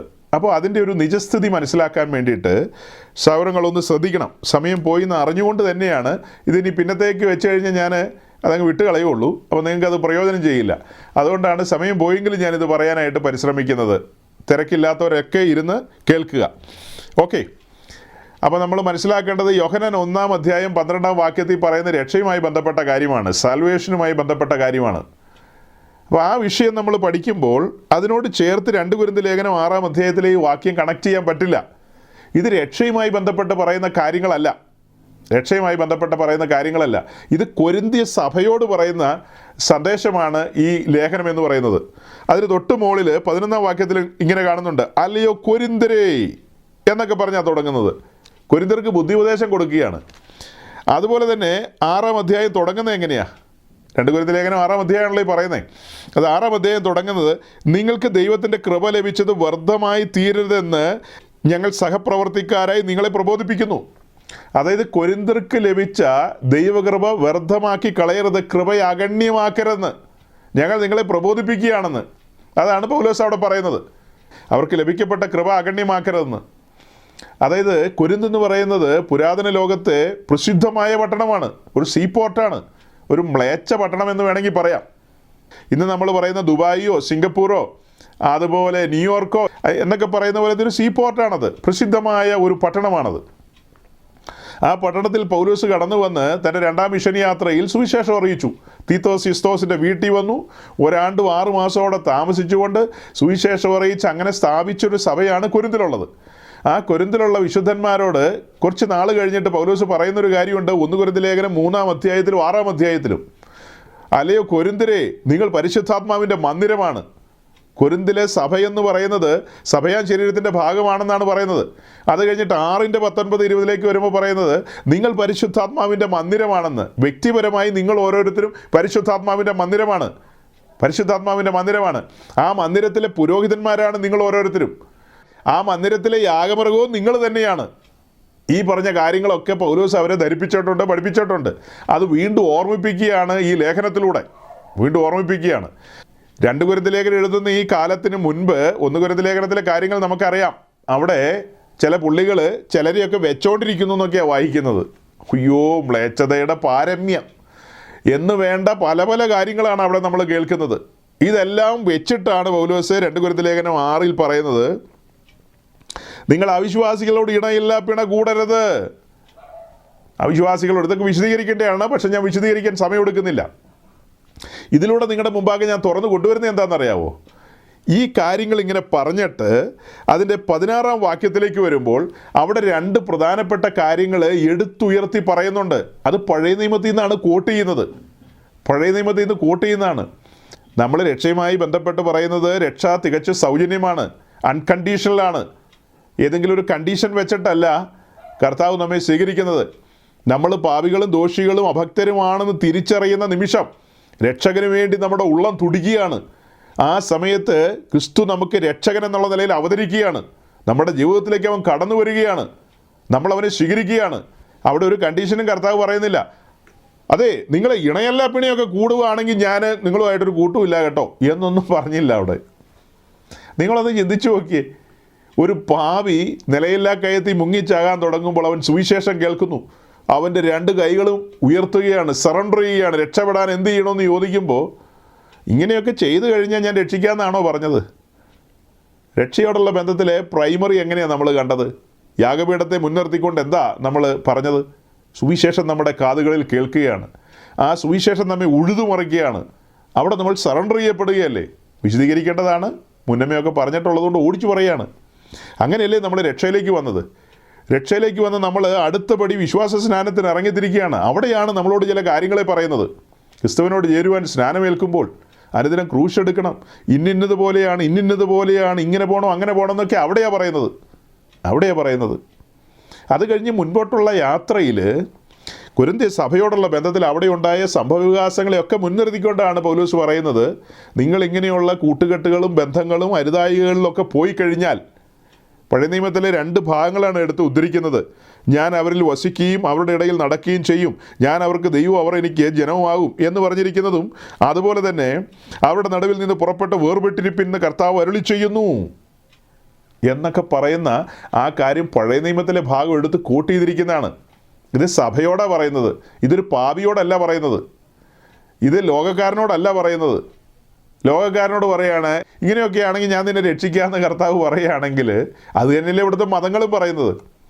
മതങ്ങൾ പറയുന്നത് ഇന്ന കാര്യമൊക്കെ ചെയ്താൽ ഞങ്ങൾ നോക്കാമെന്ന് അവർ പറയുന്നത്. അതായത് കുളിച്ച് ഈറിനോടത്തൊക്കെ പുലർകാലത്ത് വന്നാൽ അരക്കൈ നോക്കാമെന്നൊക്കെയാണ് മതങ്ങൾ പറയുന്നത്. പക്ഷെ കർത്താവ് അങ്ങനെയൊന്നും അല്ല പറയുന്നത്. നമ്മുടെ അവസ്ഥയിലേക്ക് ഇറങ്ങി വന്ന് നമ്മെ കോരിയെടുത്ത് രക്ഷിക്കുകയാണ്. ഒന്നും നമ്മോട് ചോദിക്കുന്നില്ല, ഇനി അങ്ങനെയൊക്കെ ചെയ്യുമെന്നൊന്നും ചോദിക്കുന്നില്ല. പക്ഷേ ആ സഹോദരിയോട് പറഞ്ഞില്ലേ, ഇനി പാപം ചെയ്യരുതെന്ന് പറഞ്ഞില്ലേ? ആ സഹോദരിയോട് അങ്ങനെയാണ് പറഞ്ഞത്. അത് മുന്നോട്ടുള്ള യാത്രയിൽ പരിശുദ്ധാത്മാവ് നമ്മോട് ഇനി മന്ത്രിക്കുമെന്നേ. പരിശുദ്ധാത്മാവിലല്ലേ രക്ഷ ആസ്വദിച്ചത്? പരിശുദ്ധാത്മാവിലല്ലേ ക്രിസ്തുവിനോട് ചേരുവാൻ സ്നാനമേൽക്കുന്നത്? തുടർന്നുള്ള ജീവിതത്തിലും പരിശുദ്ധാത്മാവ് ടീച്ച് ചെയ്തുകൊണ്ടിരിക്കുകയാണ്. അപ്പോൾ എന്താ ഞാൻ പറഞ്ഞു വന്നത്? ഇത് പഴയ നിയമത്തിലെ ഭാഗങ്ങളെ കോട്ട് ചെയ്തുകൊണ്ട് പറയുന്നതാണ്. അപ്പോൾ അതിന് വിശദീകരിക്കണം. ശരിക്കും പറഞ്ഞു കഴിഞ്ഞാൽ ആ റെഫറൻസുകളെ ഞാൻ നിങ്ങൾക്ക് തരാം, നിങ്ങളത് നോട്ട് ചെയ്തോ. വിശദീകരിക്കാൻ സമയമില്ല. അതായത് ലേവ്യ പുസ്തകം 26-ന്റെ 11-12, ലേവ്യ പുസ്തകം 26-ന്റെ 11-12 ആ ഒരു വാക്യം മാത്രം ഒന്ന് വായിക്കാം. Leviticus chapter 26 verse 11 and 12. ലേവ്യ പുസ്തകം 26-ന്റെ 11-12 വാക്യം മാത്രം ഒന്ന് വായിക്കാം. ബാക്കി വാക്യങ്ങൾ വായിക്കാൻ സമയമില്ല. നമുക്ക് ആ റെഫറൻസുകൾ തരാം. ഞാൻ എന്റെ നിവാസം നിങ്ങളുടെ ഇടയിലാക്കും, എന്റെ ഉള്ളം നിങ്ങളെ വെറുക്കുകയില്ല. ഞാൻ നിങ്ങളുടെ ഇടയിൽ സഞ്ചരിച്ചുകൊണ്ടിരിക്കും, ഞാൻ നിങ്ങൾക്ക് ദൈവവും നിങ്ങൾ എനിക്ക് ജനവുമായിരിക്കും. ഈ കാര്യമാണ് 2 കൊരിന്ത്യർ ലേഖനം 6-16 നമ്മൾ വായിക്കുന്നത്. അതിനോട് ചേർന്ന് പുറപ്പാട് ദിവസം 29-ന്റെ 45 വാക്യം നോട്ട് ചെയ്തോ. പുറപ്പാട് 29-ന്റെ 45, എക്സോഡസ് 29 വേഴ്സ് 45. അടുത്ത വാക്യം എസെക്കിയേൽ 37-ന്റെ 27, എസെക്കിയേൽ 37-ന്റെ 27, എസെക്കിയേൽ 37 വേഴ്സ് 27. അടുത്ത വാക്യം യെശയ്യാവ് 52-ന്റെ 11. ഈ വാക്യം വായിച്ചിട്ടാണ് ശരിക്കും വിശദീകരിക്കേണ്ടത്. അടുത്ത വാക്യം എസെക്കിയേൽ 20-ന്റെ 41, എസെക്കിയേൽ 20-ന്റെ 41. അപ്പോൾ ഇത്രയും റെഫറൻസുകൾ ഞാൻ നിങ്ങൾക്ക് തന്നു. ഈ റെഫറൻസുകളൊക്കെ നിങ്ങൾ ഒത്തു നോക്കണം. ഈ വാക്യങ്ങളൊക്കെ വിശദീകരിച്ചുകൊണ്ട് ഗഹനമായ കാര്യങ്ങൾ പറയേണ്ടതുണ്ട്. അതിൽ ഏറ്റവും സീരിയസ് ആയ വാക്യം യെശയ്യാവ് 52-ന്റെ 11 ആണ്. 52-ന്റെ 11. അതായത് 1 കൊരിന്ത്യർ ലേഖനം 3:6 അവിടെ പറയുന്നത് നിങ്ങൾ പരിശുദ്ധാത്മാവിൻ്റെ മന്ദിരമാണെന്ന്. ആ മന്ദിരത്തിലെ പുരോഹിതന്മാർ നിങ്ങൾ തന്നെയാണ്. അതുപോലെ തന്നെ അവിടുത്തെ ലേവ്യരും, അതായത് അവിടുത്തെ ലേവ്യരെന്ന് പറയുന്നതിലെ കെഹാത്യർ, വിശുദ്ധ ഉപകരണങ്ങളെ ചുമക്കുന്ന കെഹാത്യരും അത് നമ്മൾ തന്നെയാണ്. അപ്പോൾ ഈ പറയപ്പെട്ട നിലയിൽ ഈ കാര്യങ്ങളെല്ലാം ഹാൻഡിൽ ചെയ്യേണ്ട ആളുകളാണ് നമ്മൾ. നമ്മൾ ഇണയല്ല പിടകൾക്ക് പോകരുത്. ദൈവസഭയോടാണ് ആ ദൂത് പറയുന്നത്. അത് പാവിയോട് പറയുന്നതല്ല, ഔട്ട്സൈഡേഴ്സിനോട് പറയുന്നതല്ല. ദൈവസഭയിലുള്ള വിശുദ്ധന്മാരോട് പറയുകയാണ്, നിങ്ങൾ അങ്ങനെയുള്ള വഴികളിലേക്ക് പോയി കഴിഞ്ഞാൽ. അതിനോട് ചേർത്ത് റെഫറൻസും കൂടെ നോട്ട് ചെയ്തോ. ആവർത്തന പുസ്തകം 23:14. ആവർത്തനം 23:14 ഇസ്രായേലിൻ്റെ പാളയം, അവരുടെ ക്യാമ്പ് മലിനമാകരുതെന്നുള്ളതാണ്. ഇസ്രായേലിൻ്റെ ക്യാമ്പ് എപ്പോഴും ശുദ്ധിയുള്ളതായിരിക്കണം. അതാണ് ആവർത്തനം 23:14. അങ്ങനെ അല്ലെങ്കിൽ ഞാൻ നിങ്ങളുടെ ഇടയിൽ നിന്ന് പുറപ്പെട്ടു പോകുന്നതാണ് സൈന്യങ്ങളുടെ ദൈവമായ യഹോവ പറയുന്നത്. അതുപോലെ തന്നെയാണ് ഈ വാക്യങ്ങളെല്ലാം വെച്ച് നമുക്ക് പറയാനുള്ളത്. കൊരിന്ത്യ സഭയോട് എന്താ പറയുന്നത്? നിങ്ങൾ വിശുദ്ധിക്ക് പ്രാധാന്യം കൊടുക്കണം, വേർപാടിന് പ്രാധാന്യം കൊടുക്കണം, എൻ്റെ ചട്ടങ്ങളും പ്രമാണങ്ങളും നിങ്ങൾ പാലിക്കണം, എൻ്റെ ചട്ടങ്ങളും പ്രമാണങ്ങളും നിങ്ങൾ കണ്ണിൻ്റെ കൃഷ്ണമണി പോലെ സൂക്ഷിക്കണം. എൻ്റെ ചട്ടങ്ങളെയും പ്രമാണങ്ങളെയും നിങ്ങൾ നിസ്സാരമാക്കിയാൽ പാപം കടന്നു വരും, അതിനോടനുബന്ധിച്ച് മരണം കടന്നു വരുമെന്നാണ് ലേവ്യ പുസ്തകം 22:9 പറയുന്നത്. അതുകൊണ്ട് നിങ്ങൾ സൂക്ഷ്മതയുള്ളവരായിരിക്കണം. ഗലാത്യ ലേഖനത്തിൻ്റെ ഭാഷയിൽ നമ്മൾ വീണ്ടും ജനിച്ചവരാണ്, ദൈവത്തിൻ്റെ മക്കളാണ്. മക്കളാണെങ്കിലും ശിശുവായിരിക്കുന്നിടത്തോളം ഒരു പ്രയോജനമില്ലെന്നല്ലേ വായിക്കുന്നത്. അപ്പോൾ വീണ്ടും ജനിച്ചവരെല്ലാം മക്കളാണ്, പക്ഷേ ശിശുവായിരിക്കുന്നിടത്തോളം ഒരു വിശേഷതയുമില്ല, അധികാരിയാകില്ല. അപ്പോൾ അധികാരിയാകണമെങ്കിൽ എന്ത് ചെയ്യണം? അതിന് വിശദീകരണങ്ങളില്ലേ? അതുപോലെ തന്നെ റോമാലേഖനം 8:14 കൂടെ ഞാൻ നിങ്ങളെ ഓർമ്മിപ്പിക്കുകയാണ്. റോമർ 8:14 ഇവിടെ ഈ തരുണത്തിൽ പറഞ്ഞു വന്നു കഴിഞ്ഞാൽ എങ്ങനെ പറയും? ആത്മാവിനെ അനുസരിച്ച് നടക്കുന്നവരേവരും ദൈവത്തിൻ്റെ മക്കളെന്ന്. ആരോട് പറയുന്ന? ദൈവത്തിൻ്റെ പരിശുദ്ധാത്മാവ് റോമിലുള്ള വിശുദ്ധന്മാരോട് പറയുകയാണ്, ഭൂതലത്തിലെമ്പാടുമുള്ള വിശുദ്ധന്മാരോടും പറയുകയാണ്, ആത്മാവിനെ അനുസരിച്ച് നടക്കുന്നവർ ദൈവത്തിൻ്റെ മക്കൾ. അപ്പോൾ രക്ഷിക്കപ്പെട്ട് സ്നാനപ്പെട്ട് വന്നവരും ദൈവത്തിൻ്റെ മക്കളല്ലേ? രക്ഷിക്കപ്പെട്ട് സ്നാനപ്പെട്ട് വന്നവരെല്ലാം ദൈവത്തിൻ്റെ മക്കൾ തന്നെയാണ്. പക്ഷേ ദൈവമായിട്ടുള്ള ബന്ധം ആസ്വദിക്കണമെങ്കിൽ ആത്മാവിനെ അനുസരിച്ച് നടക്കണം. ആത്മാവിൽ വളർന്നെങ്കിൽ മാത്രമേ അധികാരത്തിലേക്കും അവകാശത്തിലേക്കും വരുവാൻ കഴിയുള്ളൂ. ഇതൊക്കെയാണ് ക്ലോസുകൾ, കണ്ടീഷൻസൊക്കെ അവിടെയാണ് വരുന്നത്. വിശദീകരിക്കട്ടെ? ശരിക്കും പറഞ്ഞാൽ വിശദീകരിക്കാനൊന്നും സമയമില്ല. ഞാൻ ഈ ഭാഗങ്ങൾ ഇങ്ങനെ വിടുകയാണ്. ഈ പറയപ്പെട്ട കാര്യങ്ങളൊക്കെ വെച്ച് നിങ്ങൾ കൂടുതൽ ധ്യാനിക്കുക, കൂടുതൽ അന്വേഷിക്കുക, കാര്യങ്ങളുടെ ഒരു ക്ലിയർ ആയിട്ടുള്ള ഒരു പിക്ചർ നിങ്ങളുടെ മുമ്പിൽ കൊണ്ടുവരിക. ലോകത്തിലുള്ള എല്ലാവരും ദൈവത്തിൻ്റെ സൃഷ്ടി തന്നെയാണ്. അവൻ്റെ മക്കളാകണമെങ്കിൽ ക്രിസ്തുവിനെ കൈക്കൊള്ളണം, സുവിശേഷം കൈക്കൊള്ളണം. അല്ലാത്ത ആർക്കും ദൈവമക്കളാകുവാൻ അധികാരമില്ല, അവകാശവും ഇല്ല. അതുകൊണ്ട് ഈ കേൾക്കപ്പെട്ട കാര്യങ്ങൾ നിങ്ങളുടെ ജീവിതത്തിൽ ആത്മീയ വർധനവിനും ആത്മീയ മുന്നേറ്റത്തിനും നിങ്ങളുടെ കണ്ണുകൾ കൂടുതൽ പ്രകാശിക്കാനും ഒക്കെ ഇടയാകട്ടെ എന്ന് പറഞ്ഞുകൊണ്ട് ഞാൻ വാക്കുകളെ ചുരുക്കുന്നു. ദൈവം നിങ്ങളെ അനുഗ്രഹിക്കട്ടെ. Thank you.